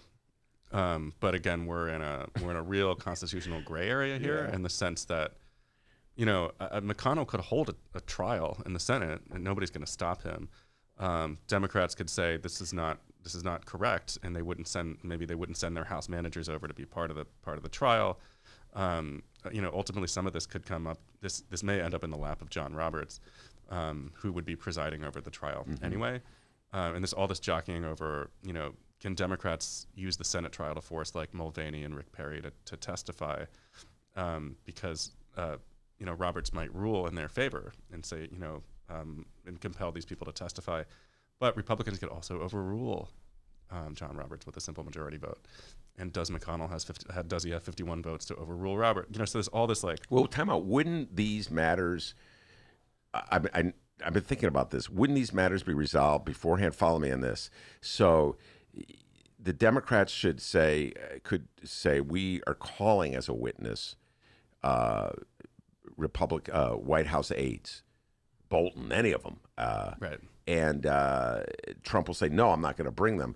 Wouldn't there be a lawsuit on that matter before they get to impeachment? Do you follow what I'm saying? Before they get to the actual trial, couldn't that be litigated, thus dragging this thing out?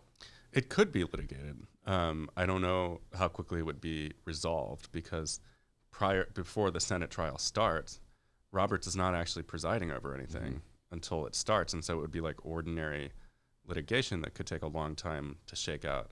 So I guess there's a lot of variables at play here. There's a lot of legal ambiguity, and I just think I have no idea. I have no idea what's going to happen over the next month or so.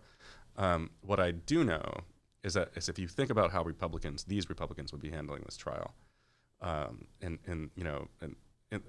impeachment itself. If you think about all the things that are going to happen over the next year, that are like pageantry for President Trump, the State of the Union, the Republican National Convention. These Republicans would be using impeachment to step on every single one of those moments with an impeachment hearing, or by passing another article of impeachment, right? Why not wait until the RNC? Wait until the craziest person is on stage and impeach him that day. Impeach him again. Yeah. See, okay, I'm with you.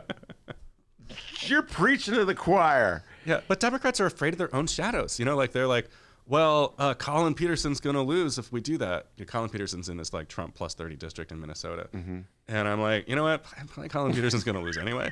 So I don't really care about him. Yeah. But mostly the caucus, I think there's these handful of members who really are out on a limb in heavily Trump districts where they won on a fluke. And this happens every cycle. A few people win. It's like, wow, I can't believe that person won. Like Kendra Horn in Oklahoma. Those people might be goners anyway. But most of the rest of the caucus is going to sink or swim based on the national environment and how popular or unpopular Donald Trump is and how Democrats are doing on the generic ballot. Yeah. So I think that, to me, I always wanted to see them pursue a strategy of making impeachment like a chronic illness for the president. Like don't set aside a month where it's like nothing but impeachment. It's like just have it open the whole time while you're doing other things.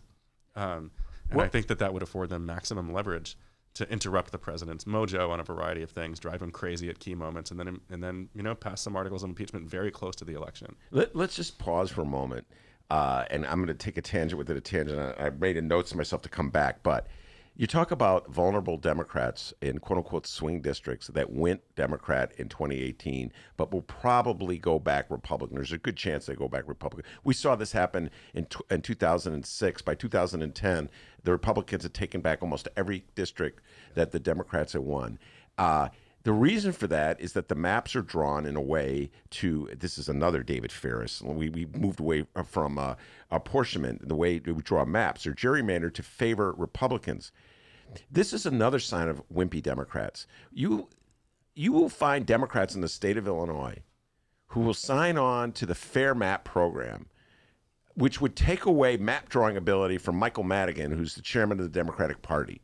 And they do it because it's fair. You will not find one Republican anywhere in the country, David Faris, who's holding on to the power of drawing a map, who would willingly give it up. I do not understand the mindset of Democrats.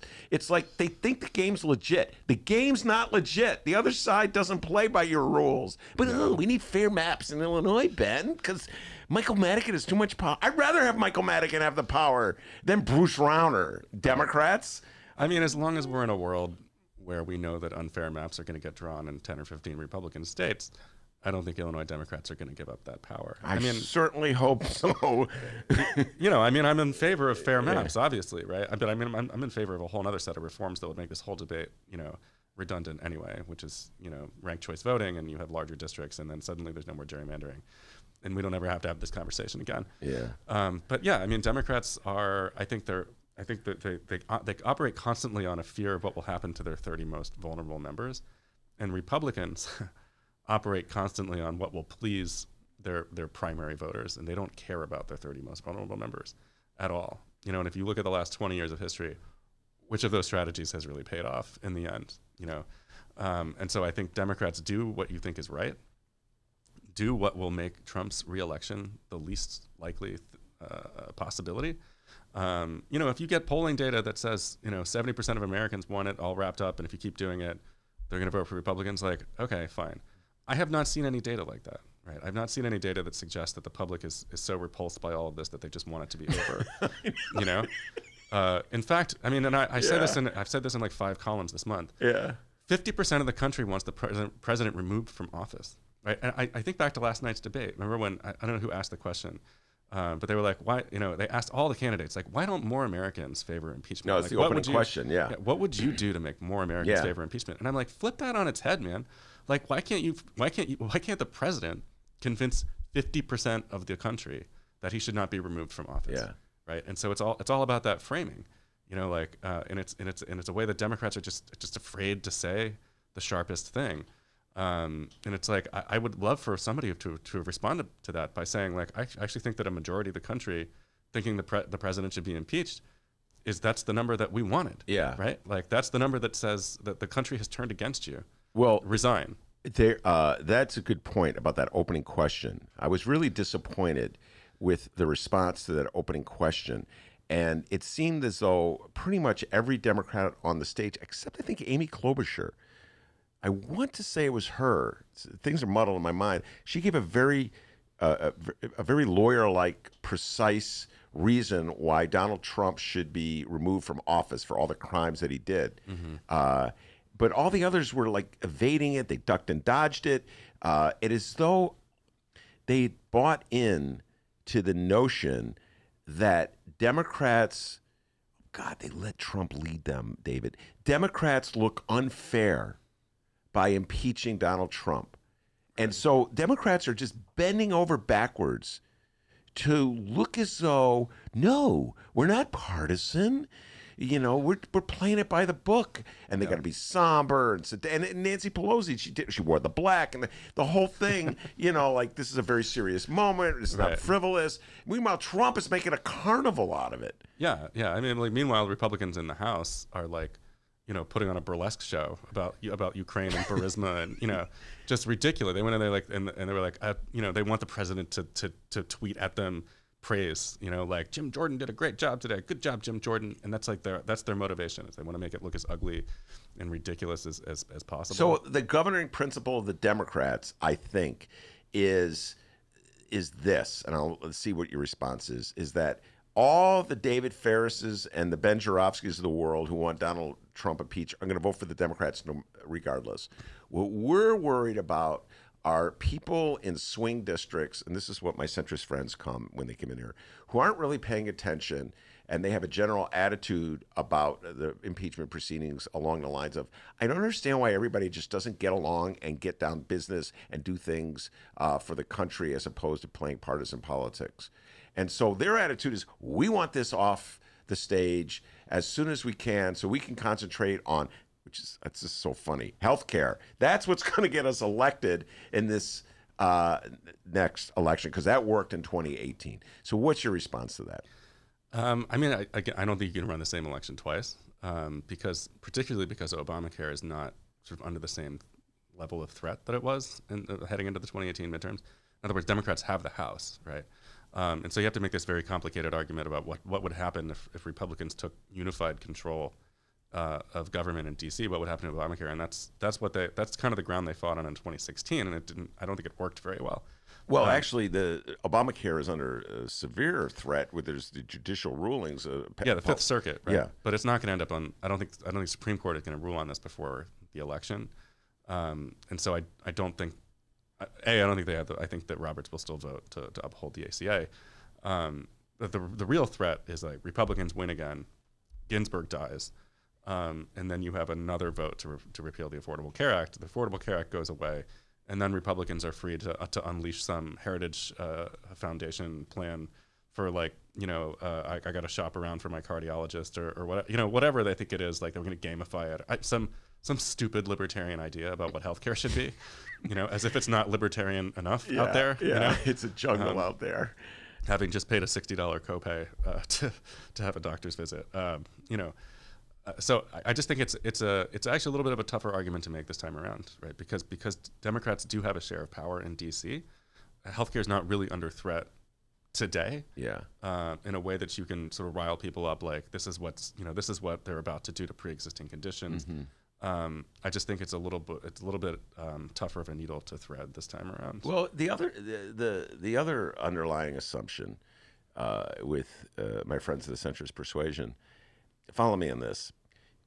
As we go through impeachment and Donald Trump plays to the crowd, like the day they had the articles were approved, he had a rally in Michigan, the swing state, and he was all out Donald Trump, insane as he always is. It's the only thing he enjoys about the job, I think, is these rallies. And tweeting. It's like you can do that without being president, by the way. Like, you don't have to be president. You can have these rallies all the time. So that's like, oh my God, they fired up the base. Now they're fired up. See what we did, guys? We fired up the base. I'm like, well, one, Donald Trump can fire up his base fine. You know what I mean?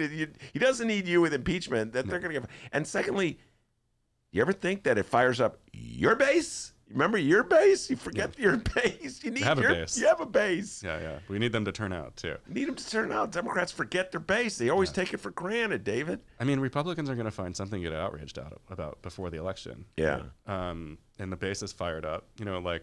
Evangelicals across the country are convinced that God chose Donald Trump to, save them from the culture war or whatever. But people, they're going to turn out. It's going to be a high turnout election. Might set some records. And so I don't think there's any sense in which we should be worried about, giving the Republicans something to run on. Mm-hmm. If it's election eve, and Republican strategists are like, I just don't know how to fire people up. It's like Fox News will run a segment about the students at Oberlin or something, and then people will be like, oh, it's so outrageous. They declared banh mi cultural appropriation. They're finding something to get angry about.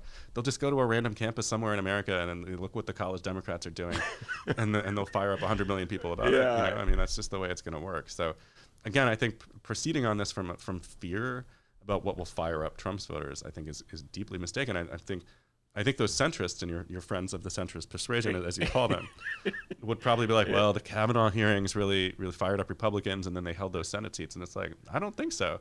I don't think there's a lot of data that suggests the Kavanaugh hearings had any effect at all. And I think the polls showed a majority of Americans opposed his appointment to the Supreme Court. Yeah.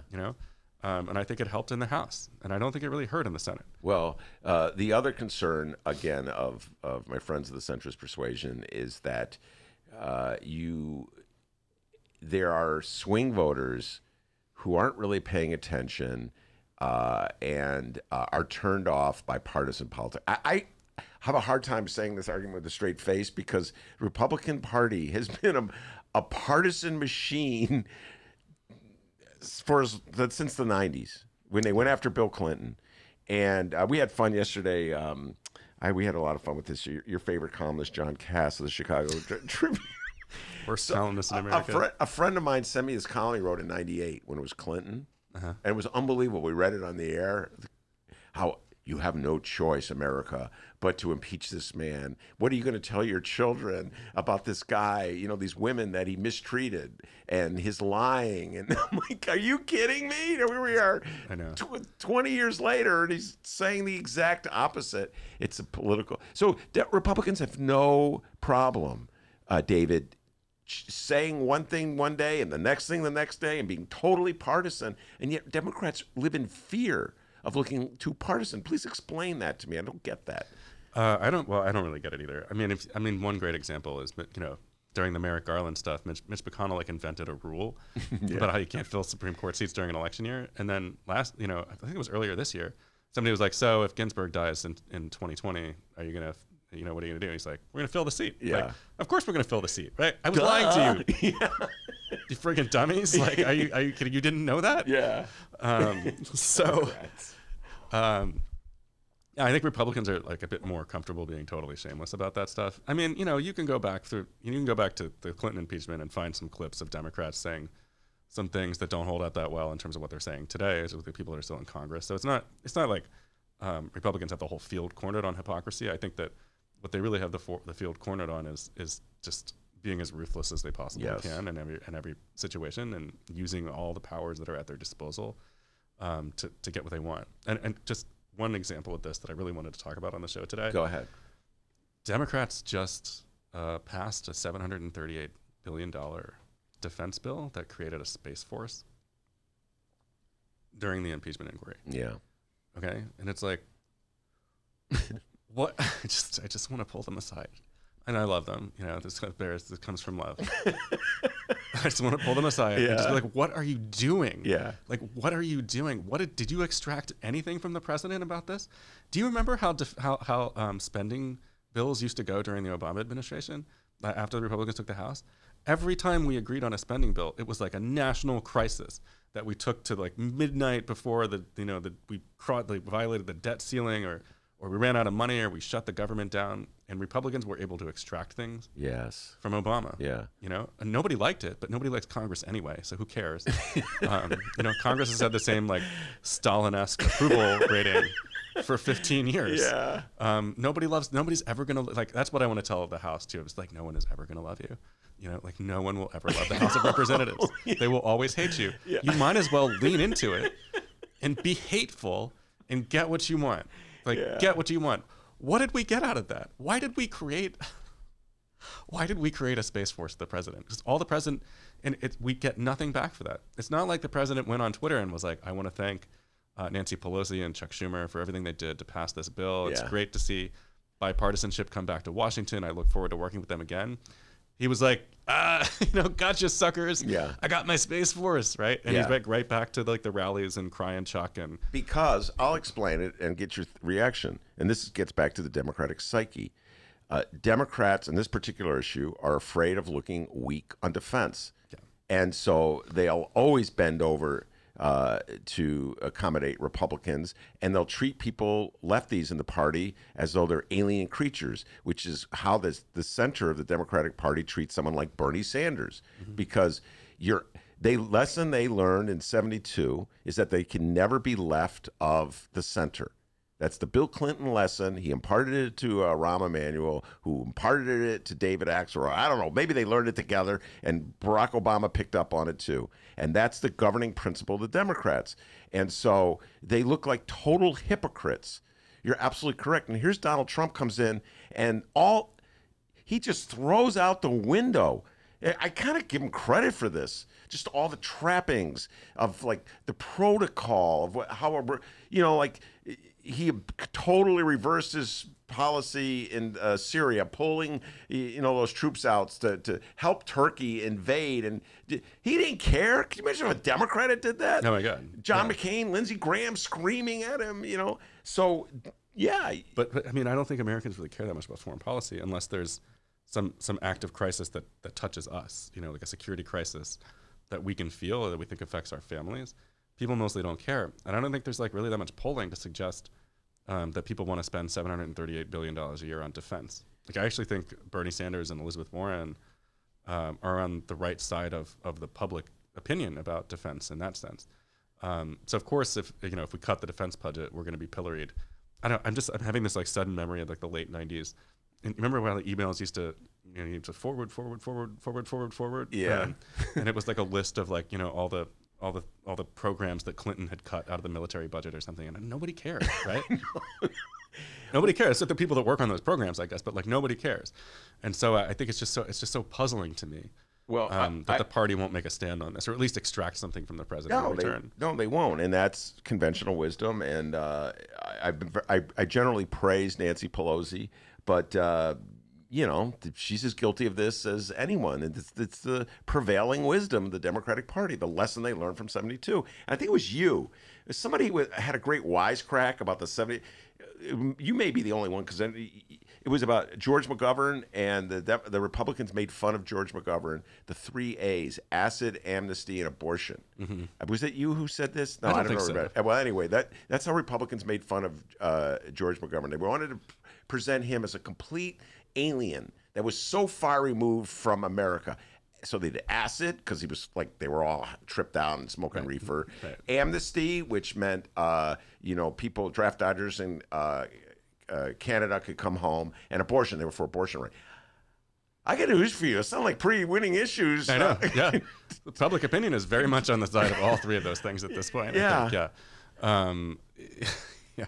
Also, 1972 was so long ago. It was like 47 years ago. I mean, are we really still scared of, yes. of the national security Republicans at this point? 47 years later? Apparently we are. Yeah. All right. So I think that was pretty convincing. So by the way, I think Nancy Pelosi is actually drinking the David Faris Kool-Aid. I think she's starting to realize that they're going to be scammed if they just turn this over to Mitch. You're absolutely correct. And so she's thinking, hey, I'm not going to play into your hand.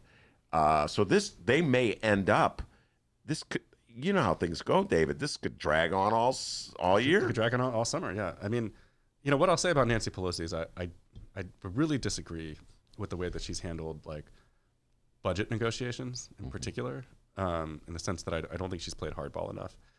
On the other hand, every time Trump has tried to roll her, he has come to ruin. And they are trying to roll the Democrats on the Senate trial, and they've been too open about it. Like when Mitch McConnell and Lindsey Graham were like, yeah, we're not gonna have a fair trial. Like, I already made up my mind. Like, he's innocent. I guess we'll do it. And like, we'll do and they'll be like, like evil person air quotes, like, we'll do the trial, right? And it's like, you're not supposed to say that out loud, dummies. Like, what are you doing? And so I think that got back to Pelosi and the Democrats, and I think it got to Chuck Schumer, and they were like, well, this isn't going to work, right? Because they're just going to acquit him in 5 minutes, and all this will have been for nothing. Yeah. On the other hand, just to play devil's advocate for a second. Okay. I think that they want some of these people to testify, right? They want Mulvaney to testify. They want Perry to testify. And somebody important that I'm forgetting. Anyway, I don't know. Bolton, right. Yeah. Bolton's a real wild card. I don't know what they think that Mulvaney is going to do on the stand other than lie. Like, I don't think Mulvaney's not going to get on the stand and have like a Jack Nicholson moment from A Few Good Men. Yeah, I know. Yeah. Like, you ordered the aid held up, didn't you? Didn't you? It's like, you can't handle the truth. Right. Deep down in places you don't want to think about at night. You need me to hold up that aid. Like, it's not going to be like that. He's just going to go up there and lie. So if Democrats, he's lying under oath. He's facing person. Has that stopped? Okay, you're right. Come on, valid point. Like, has that stopped Sit anyone in the corrected. trouble? Yeah. They all lied under oath like a million times. So to me, I'm a little bit worried from a strategic perspective. The Democrats are holding out for this thing in the Senate trial, and they'll get it, and it will be very anticlimactic. No, that was the same thing with the Mueller report. Yeah. I mean, and so it never disturbs Republicans. I don't know if I sent you this article. I've been sending it around to a lot of people come on the show, not just centrist persuasion, but a lot of people. And I always screw up the guy's first name. I remember if it's James or Jim. Stewart is his last name. And he writes for the New York Times. He covers legal affairs. And he wrote a very astute analysis about the the way Republicans play the game of congressional investigation, comparing it to Democrats. And he talked about the nonstop Benghazi investigations, and basically came to the conclusion it was through those nonstop Benghazi investigations that they stumbled upon the fact that Hillary Clinton was using a server that was not her official office server. They played that led to Comey, and so in other words, if you're going to be ruthless, and you're up against ruthless people, you got to play it like them. You gotta be ruthless. Yeah, so we don't know. You're right. If it's going to backfire or ultimately, I don't even try. know. Right. And did Benghazi, did those hearings ever hurt the Republicans? No. No. There's no evidence that it hurt the Republicans And at I all. think if you took a poll, people would have been like, stop doing the stupid, like, do you approve of these hearings? People are like, yeah, probably not. But like, ultimately, when it came to election day, partisanship in the economy were way more important than just whether think you about how liked those Democrats, hearings. by and large, reacted. They played along with it. Hillary Clinton testified for 12 hours. Yeah. You know what? And these guys are just like, you know what? I'm not going to, you can hold the hearing, but it'll just be like Yeah. and I'll just be an empty chair. You can ask like Clint Eastwood at the RNC. Yeah. You can ask the empty chair a bunch of questions if you want, but I won't be there. Yeah. Right. Whereas Democrats were like, what time? So I'm late. Oh my God. What time do I have to be at the committee hearing to obey the subpoena? Yeah. It's just, we're just like in different universes here. Totally And different. voters do not care Care. about defying subpoenas. So what do you think will be the governing right now? I know it's really early. We're almost it's year out from the November election. But what do you think, if you had to say right now, make a prediction, the governing issues that would be deciding, that would be turning that election, the decisive issues it doesn't even matter who the Democratic nominee is. Let's say it's Bernie or Biden, the extremes, in the party. What do you think the governing issues will be? I mean, the same as they always are, honestly. I mean, it's going to be about economy. It's going to be about healthcare. I think Democrats are going to make it about sort of Trumpian corruption throughout the whole administration. I suspect the president will want to turn us back to immigration. Expect the return of some caravans to your televisions very soon, I'm sure. So I think that the president wants to remember the caravans. They always appear at the most strategic moments on Fox News. Yes, they're like, "There's a caravan. What are we gonna do?" It's like 100 defenseless people. Like, what are you afraid of? But I think the president will try to play up sort of cultural war issues, and I think that there's some things that might come out that we can't foresee at the moment. Like, we don't know how the Supreme Court is going to rule on some abortion things prior to the election, so that could be a big issue. I don't. Knock on whatever wood you need, but something could happen on the Supreme Court. Ginsburg is not well. Yeah. Right. And so we may either have a vacancy to fill, or we may have just filled a vacancy on the Supreme Court. That could be a big issue in the election. There could be a foreign policy crisis between now and then. But I think at the end of the day, I think Trump is going to be like unemployment, the stock market. Democrats are going to have to talk about inequality and poverty and sort of like the struggles of the middle class and convince people that they have a better vision of how the economy should work than the president does. So I don't know if that's like a very entertaining answer. I do believe that Donald Trump as a personality and a character will be a very important issue. And I think Americans will have to confront that whether they want this person to continue to be their leader. And that's why I took notes on what you were saying. And number two, and your reasons why they should drag these impeachment hearings out, it drives the president crazy. And I think the president feels that's political genius on his part, and he thinks he's really smart. I don't think that's true at all. Yeah. I think it alienates independence, and he needs independence. I mean, if we're talking about the kind of people that legitimately change their minds from election to election, A, they're probably not paying attention yet. B, they generally do lean towards one party or the other, right? So it's hard to pick them off. But I just think that those are the kinds of people who are inclined to think like, yeah, things are okay economically, 401k is up, but just dude can't shut up. Yeah. I can't deal with it. I can't deal with it anymore. Versus also I think Democrats have to be careful not to sort of like shame people who might switch their votes. I think there's also a subset of people who voted for Trump and who, I think could be persuaded not to vote for him, but they don't want to be told, necessarily that like they were bad people for voting for him. You know, I'm not saying you should premise the whole strategy on that. I'm just saying that I think that there's a subset that's sensitive to that kind of thing. All right, now I'm looking at the clock. I know you have to be somewhere real soon, so real quickly, we don't have a lot of time, but and by the way, I just want to remind everybody, Samina Mustafa and Letisa Wallace will be on the show taking a deep dive in a little while. We're gonna end the regular show and come back to a bonus feature about the debates. At about 4 o'clock on the YouTube live stream chat. Yeah. So make sure to join us. So David, you watched the debates. Just your general thoughts. They were so long. Sound like I fell asleep. yeah. I'm like, consider the children. Jesus. Like, consider people with young children. Like, I got to go to bed. I have a baby that's going to wake up in 6 hours. Yeah, I mean, I think, again, it's this debate and the last debate, I think had sort of the misfortune of being overshadowed by impeachment. So I think they're not going to get as much, I don't think anybody's going to get as much traction as they might have otherwise gotten had this happened earlier in the process. I thought the clear sort of runaway winner of last night's debate was Amy Klobuchar. She's funny, you know. I can't tell you how seldomly any of these people like legitimately make me laugh.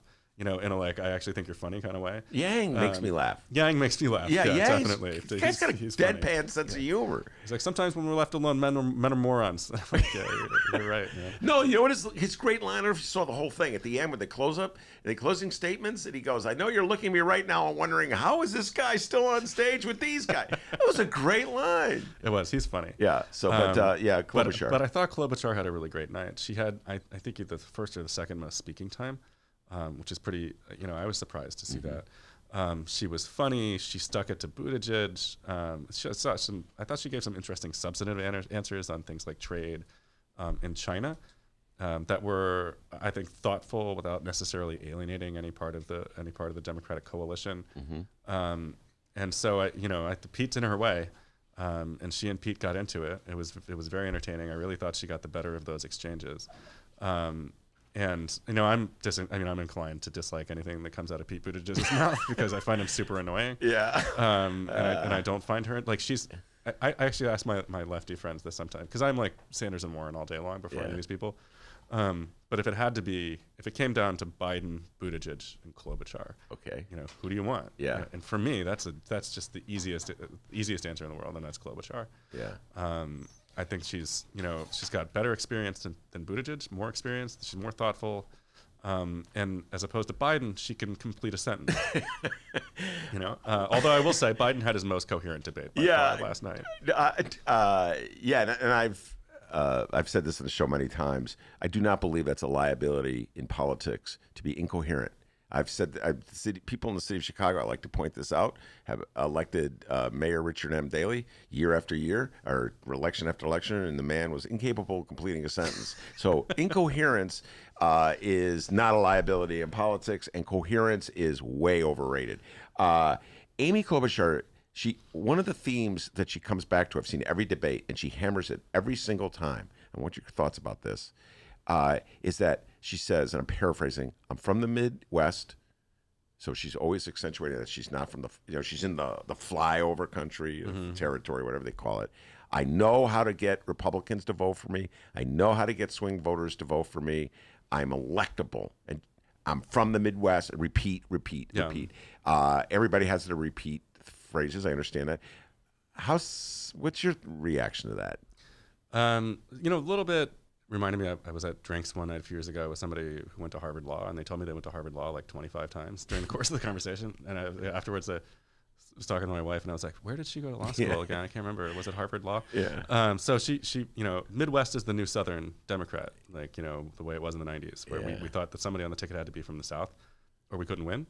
I'm not sure that that's true, but I do think that she has a pretty good track record of appealing to rural Minnesotans, right? Whether that translates to the national stage, I have no idea, because there's very few head-to-heads nationally with Klobuchar and Trump.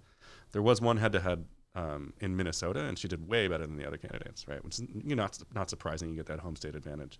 I do think she kind of has the right mix of folksiness and down to earth, without having that whatever the mystical quality that alienates men when women speak. So she's somehow sort of threaded the needle on avoiding some of these sexist attacks that have been thrown at Elizabeth Warren and Kamala Harris in particular, I think, she also hasn't gotten a lot of scrutiny. I was going to say, yeah. So all these hit pieces. It would be ironic to me if the sort of the Jacobin left, successfully took out Kamala Harris, only to see another prosecutor get the nomination because they didn't see her coming. Yeah. But I would expect if she does get a bump out of last night, which I think she might get a little one, particularly in Iowa, I think we're going to start to see some pieces about who she is, because I've read 1,000 pieces about Kamala Harris's past as a prosecutor and Buttigieg's time as a mayor, Warren's past as doing the side work for corporations. But I don't actually know that much about Amy Klobuchar. I was reading up on my way over here. She was Hennepin County attorney, and then she was the senator. And I don't, do you know anything about her time as the state attorney? No. I have no idea, right? So I think she's going to get, if she does get a little boost in the polls, she's also going to get her turn in the barrel, just like everybody else did. So, but in terms of substantively what happened last night, I always like to think of these, because I come in with my own prejudices, and I'm inclined to like what Warren and Sanders have to say substantively. Yeah. But if I knew nothing about these people, you're behind John Rawls's veil of ignorance, and you walk into the debate, and you're like, here are 7 strangers telling you about why they want to be president. You've never heard of about any of them. I would have come away with a very favorable impression of Amy Klobuchar, and I think that could really help her. I think she'll be around. I think she's going to serve. I think that she might survive Iowa to fight on past that. Whether she's viable past that, I have no idea. Probably not. But more so, I think she ended the night in a better place than she started. And I can't really say that about anybody else on the debate last night. Yang is a niche candidate, okay, in the sense that he's running on basically one issue, which is the universal basic income. Mm-hmm. He's a character. He's hard to place ideologically. Yeah. He says things that are totally out of left field. But it makes you think. He's the kind of candidate who says things and you're like, I gotta Google that. What's a thorium reactor? Yeah. What's that? I know. No, it's so right. Yeah. He's so smart. What's up with the facial recognition technology in Hong Kong? What's up with that? Is somebody watching me? So he's interesting. I'd love to sit down with Andrew Yang and be like, so tell me. But he also, sometimes he's charming. Sometimes he also comes off as if the lead character from HBO's Silicon Valley ran for president. Yeah, it would be him. He's a little bit of a derp, you know? He's I don't know. He's goofy. He's definitely goofy. So there was a time where I was like, please get this guy out of my face. And now I'm kind of like, okay, you can stay for one more debate. He's going to be right. You can be in the January debate, but once you get 5% in Iowa, you got to go away. But I really got to let you go. Yeah. So we even mentioned Bloomberg and his role. That's for the next year. When is the next debate?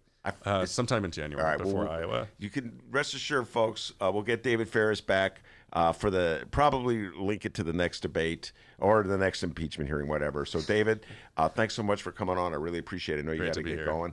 We're going to take a break, and then we're going to come in with Miles' review of Star Wars, and then we're going to close down the show. Then we have the Lincoln Yards story. Oh, the Lincoln Yards story. Pal. I cannot forget the Lincoln. Well, you did. All that marijuana in the 70s. We'll be right back. It's Chicagoland's adult entertainment playground. It's the world-famous Admiral Theater, 3940 West Lawrence Avenue. The Admiral is homegrown from Chicago, and it's the most conveniently located club in all of the city. 15 minutes from the O'Hare Airport in downtown Chicago Loop. Voted Chicago's best strip club, the Admiral has showgirls galore and a variety of adult entertainment shows. The world-famous Admiral Theater, open every day from 7 p.m. to 6 a.m. 3940 West Lawrence Avenue. For events, showtime, and other information, visit AdmiralX.com. Must be 18 years of age or older to enter.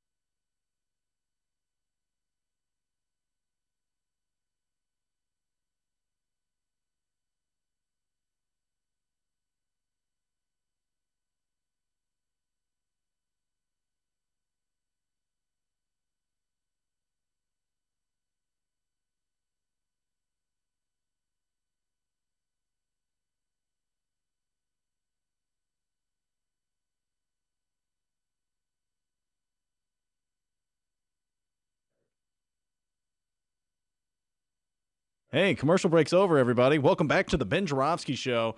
Mr. Joravsky, take us to the weekend. Will do. We're going to have our review. We sent our very own Miles Porter out to watch the Star Wars movie last night. We didn't send him. He went on his own. And then what else we got, D? What else we got? This I is think you know.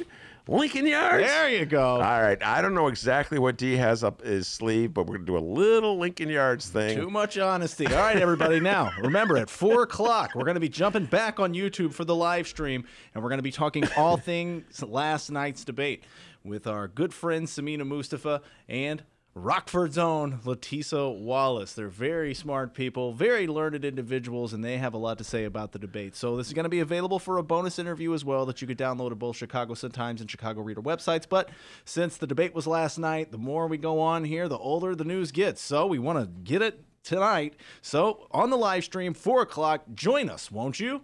All right, very good. All right, Miles. I said we sent you there, but I don't think you had to be sent by anyone. And Miles, the editor of the program. Didn't I already say that? Just to make sure. Okay. Mr. Radio School there is always leading me down. All right, so Miles, talk about it. You went. Was it a midnight screening? It was a 10-10 screening. 10-10 screening, and I went with Malachi, my best friend Malachi from back home, for those who don't know. Went with him and a bunch of his family members, and we saw the movie, and we came out thoroughly surprised. By the way, young Malachi was an outstanding track star at Evanston High School back in the day. Just had to say that. Yeah, still running track too. One of the fastest kids out of Evanston High School in the last few years. All right, So was it packed? No, it was not packed. It was not packed. I think one of the issues coming into this movie is that The Last Jedi was, for the most part, was a letdown to a lot of Star Wars fans. So coming into this movie, the expectations was very, very low. So the anticipation wasn't there as much as it should have been, in my opinion. And you've seen every single Star Wars. You realize Star Wars began before you were born, way before you were born. Yeah, I am a junkie. Books, comics, shows, games, everything. First time you saw Star Wars, when did you first become aware of it? I was like 4 years old. 4 years old. How did you become aware of it? My dad just popped in the little VCR tape. Surprisingly, I remember that, and I just see the crawl come down, and that's how I fell in love with it. I was 4 years old. You know, junkie's one way of saying it, but we got another way of saying it where I'm from. Nerd. Yeah, proud nerd. Yeah. There we go. Proud nerd. All right. It took me a while. To really just come out with that, but I'm a proud Star Wars. Now, Miles, was this something you kept from your friends when you were growing up because you didn't want to look uncool? No. Okay. Everyone who knows me very well knows that it's baseball and Star Wars. Like, you got to respect those around me, or it's just not going to work out with. Somehow or other, basketball has inched into it as well, because Miles was with us last night for the Bulls talk. Basketball has worked its way into. But all right, so at a very early age, you were converted to Star Wars. Yeah. So you went back and watched all the movies that came out before you were born, and then when a movie would come out, you would usually go with your dad, right? I'll be there with my dad. You're gonna see it again? Yeah, I'm gonna see it again. I think we're gonna see it again on Monday. All right. Yeah. So I saw I have a confession to make. Miles, please don't hold this against me. I saw the first Star Wars when it came out on the screen. That's how old I am, and I like, it's not bad. Then I saw the second one. I was like, I've seen enough Star Wars. Yeah. And then I waited another 30 years. I saw another Star Wars. I go, now I know why I don't go see them, because I don't like them. So it's confession time. Yeah. So explain to the non-Star Wars people of the world why Star Wars is so good. It is such a cohesive experience. Really, just the adventure of the characters when it comes to a character like Luke Skywalker or Anakin Skywalker. At this point, Rey, these are stories that people can relate to. These are things that people like me identify with when it comes to being from nothing and then being a big hero and being a leader. There's something for everyone within these stories, and there's thousands of characters that someone can just identify with. And the stories are very emotional. They're very fun, funny, sad, everything. It's a whole experience that you really don't forget, and it resonates with certain people. And so when there's those moments in Star Wars movies where the planes, the jets are shooting, and that's where I kind of like trail off. You get into that? I love it. I'm such a big nerd. I know the names of all the ships and everything. It's kind of embarrassing. I know my teammates are going to be listening to this. They're going to give me a hard time, but it's okay. It's okay. This is something that I just grew up with, and I fall in love with, and it's just great to me. I know everything and everything going on. And the little details. All right, so now the only way I'll see this Star Wars is because my wife, who doesn't share your love for Star Wars, but she keeps talking about Baby Yoda. Baby And Yoda. she wants to see Baby Yoda. Yeah. So what is Baby Yoda? So Baby Yoda is a character who we think is a clone at this point in The Mandalorian, which is the show it comes from. It is a smaller version of the older Yoda.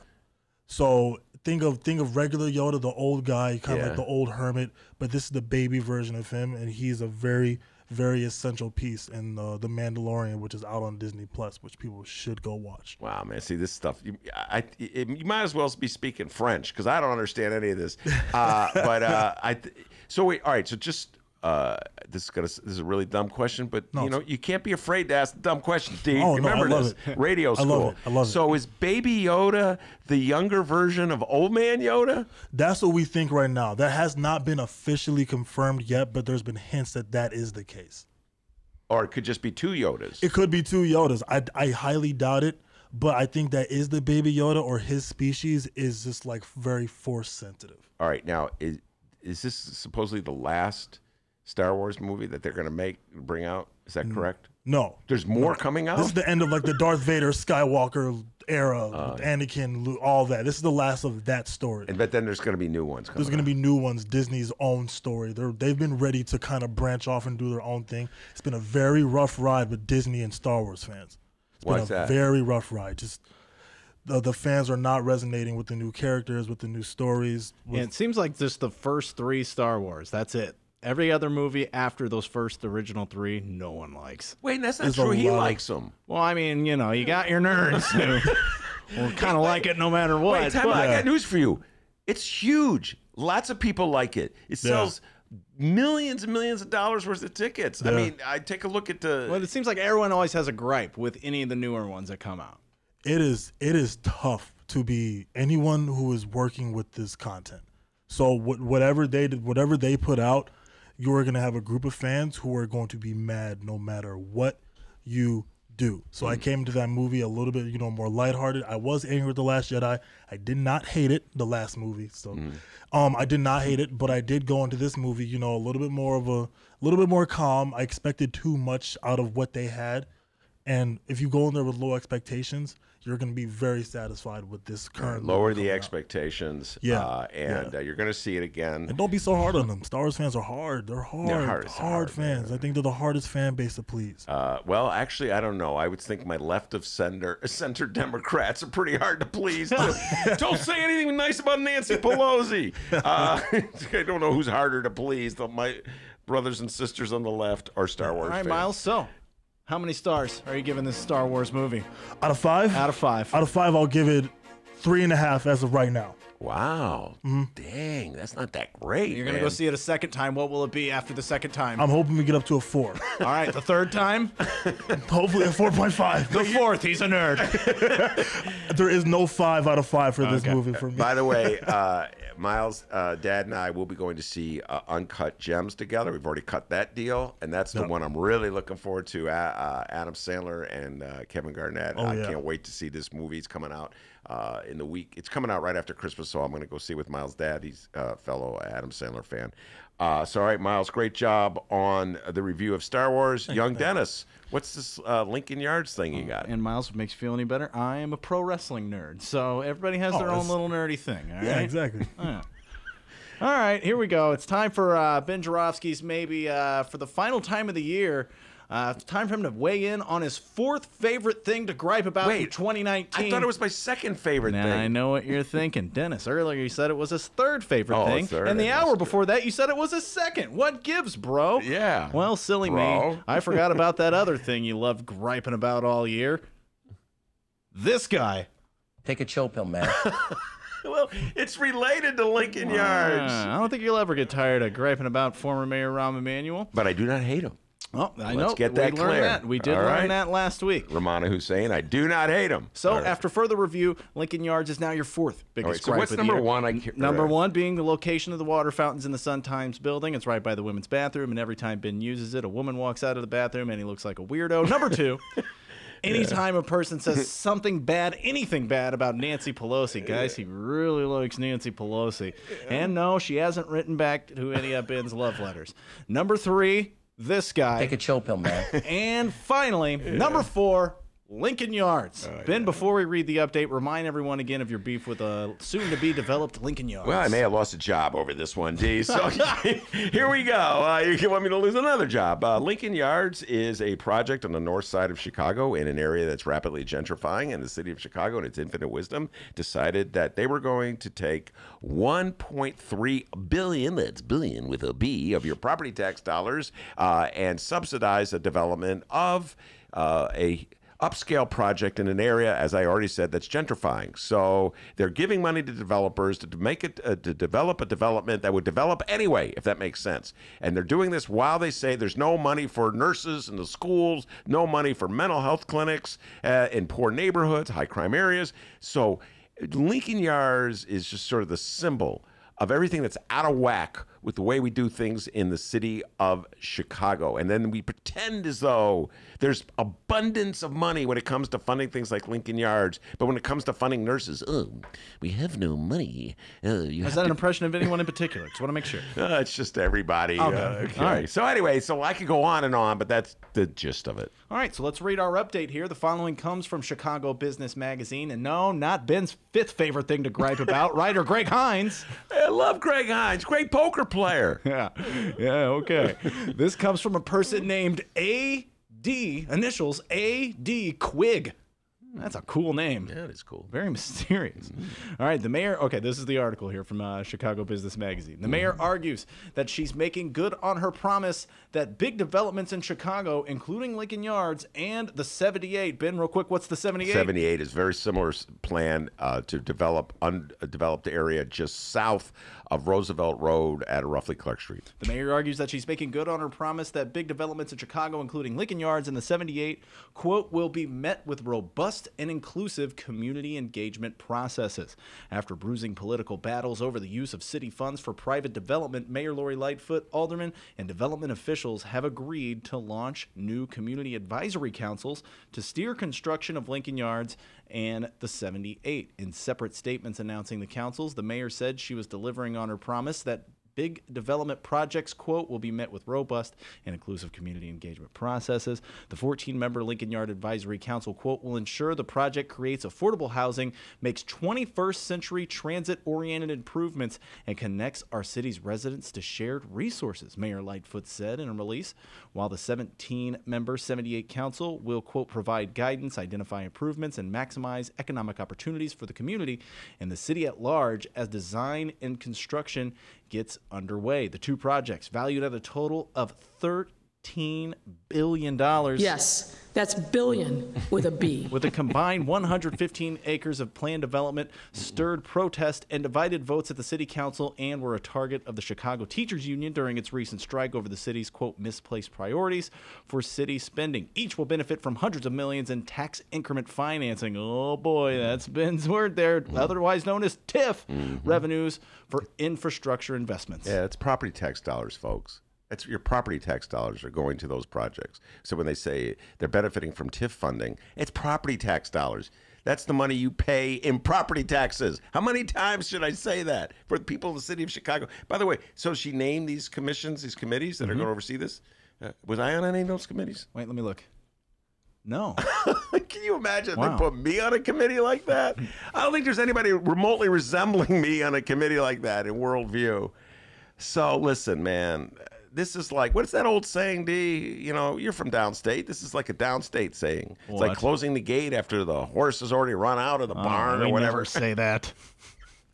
This is one of like that. Oh, now you guys are going to do something about this? Should have done this stuff before you gave them the money. By the way, they talk about economic development, this, that, and you know that like $25 million is going to Lincoln Yards lawyers? You know that, D? Where was the negotiators on that? Can they pay for their own lawyers? We have to pay for their lawyers. Don't get me started on this thing. This is what my request in the New Year's from this committee for Lincoln Yards, whoever's on this committee. Find out how much the Lincoln Yards project is adding to our property tax bill. Do you think you could do that, guys? I know they should have done that before you approved the deal. All right. When it comes to, by the way, this is all pet peeve. You shouldn't have thrown this at me at the end of the day, at the end of the week. Oh, we're going out with the bang, buddy. All right. Follow me on this one, folks. When the teachers go on strike and say they want us more money to dedicate it to something like a nurse or a social worker, or a psychologist, or more teachers, so there's lower class size, really like things that would help people in the city of Chicago. Well, all the little, number crunchers go, let me just figure that out. And all of a sudden, immediately they have like some number added to your price. Well, that'll cost you, the average property taxpayer in the city of Chicago, $100. Did you know that? And then like all these... Is that an impression of anybody in particular? That's just the general my radio impression. Okay. When I'm in their car and looking, we have Billy Bob from the Federation of Concerned Taxpayers. Sound a little bit like Mr. Bike, just saying. I love Mr. Bike. That's correct. Mr. Bike, man, that show off the charts last week with Mr. Bike and the council analysis. But anyway, when it comes to Lincoln Yards, they never even discuss it. Nobody ever figures out what the cost is to the average taxpayer when you give all that money to. Oh, it's a baffling issue. I don't know. Well, it's not much, Ben. That's what they say. It's not much, Ben. Oh, well, thank you for that learned and very specific response. Ben, it's hardly anything at all. What are you worried about, huh? Quit griping, all right? Get over it. But meanwhile, when you want to hire a nurse, we carry the one, we add the three. It's going to cost exactly $159. They're so smart and wise to the T when it comes to figuring out how much extra you're going to pay for property taxes for something you want, like a nurse in a school. But when it comes to a handout to an enormous developer who doesn't need it to an area that's already gentrifying, it's baffling. I don't know how much. It's just beyond my comprehension to figure it out. But it's not much, Ben. I do know this. It's not much. I was right the first time. That is your top thing to gripe about. Dude, you shouldn't throw me that thing at the end of the day. I was all fired up after David Faris, man. He was telling it like it is. Democrats, wake up. So, hey, there you are, the latest on Lincoln Yards. I told you he loves griping about it. I'm mad because I didn't get on the committee. All right? I should be on the committee, man. Oh, wait, look, I was on the line. Let me look here. I found what committee you're on. Hold on a second. Let me surf through. Oh, there it is. The Weirdo Bulls Lover Committee. Yeah, it's me and about one other person. Anyway. Joe Cowley. Oh, the great Joe Cowley, man. Sun-Times Bulls beat writer and a good friend of this show. All right, D, is that it? You got any more things you're going to throw at me at the end of the show? I think that's it. All right, I want to thank all. Wait, hold on. No, that's it. All right. David Fair. Yeah, that's it. I'm just kidding. Sorry. One more time. No, we're done. That's a radio school joke, folks. All right, I want to thank our great guests, David Faris, Rummana Hussainn, Miles Porter, and, of course, the man. Wow, that was smooth. By the way, Miles, I don't want to give away secrets, so we're not going to give away secrets, but Miles drove today. Yeah. And Miles' dad out there, Cap, my beloved friend, one of my best friends in the whole world, Mr. Lazy. Miles and I have made a, what is it called for the New Year's? A resolution. Yeah. And we are going to get Mr. Porter, Daddy Porter, off his butt. In the year 2020, Miles walked. It's about a mile walk, isn't it? It's nice too. It's a nice walk. Nothing wrong with it. I loved it. I love it too, man. Dr. D loves it too. It's about 2 miles. Well, no, it's not 2 miles. Well, it feels like it. What are you, Keith Porter? Well, that's my favorite. Laziest cat, man. Keith Porter. When we go to a football game and I park outside the chicken place. Betty, this is too far. No, I can't walk there. No, I can't do it. No, you gotta get closer. You gotta get an Uber to get to the. Come on, Cap. So that's my resolution. All right, Cap's gonna get in shape in 2020, and we're gonna go walking together. Got you, pops. Want to thank absolutely everyone, and of course the man, the myth, the legend, the pride and joy of Alton, Illinois. Back home in Alton, they call him White Lightning. Give yourself a raise. Take it out of petty cash. See you on Tuesday, everybody. Name's Dennis. And remember, you can download previous Ben Joravsky shows and Benny J bonus interviews at both Chicago Sun-Times and Chicago Reader websites and wherever else you download your favorite podcasts. Downloaders, we live stream this program. It's true. Tell your friends. Tuesdays through Fridays, 1 until 3 p.m. Central Time at both Chicago Sun-Times and Chicago Reader websites and the Chicago Sun-Times YouTube channel. Check it out sometimes. Join the live stream chat and give our new contrarian friend, PC Amnesty, someone to argue with, won't you? Thanks for joining us, PC Amnesty. Check out the Benny J bonus interviews this weekend as well. Downloadable, Chicago Sun-Times, Chicago Reader websites. It's not available on YouTube. You got to go find it. Subscribe, like, share, review. Find us on Facebook and Twitter at Benny J Show. We'll see you Tuesday.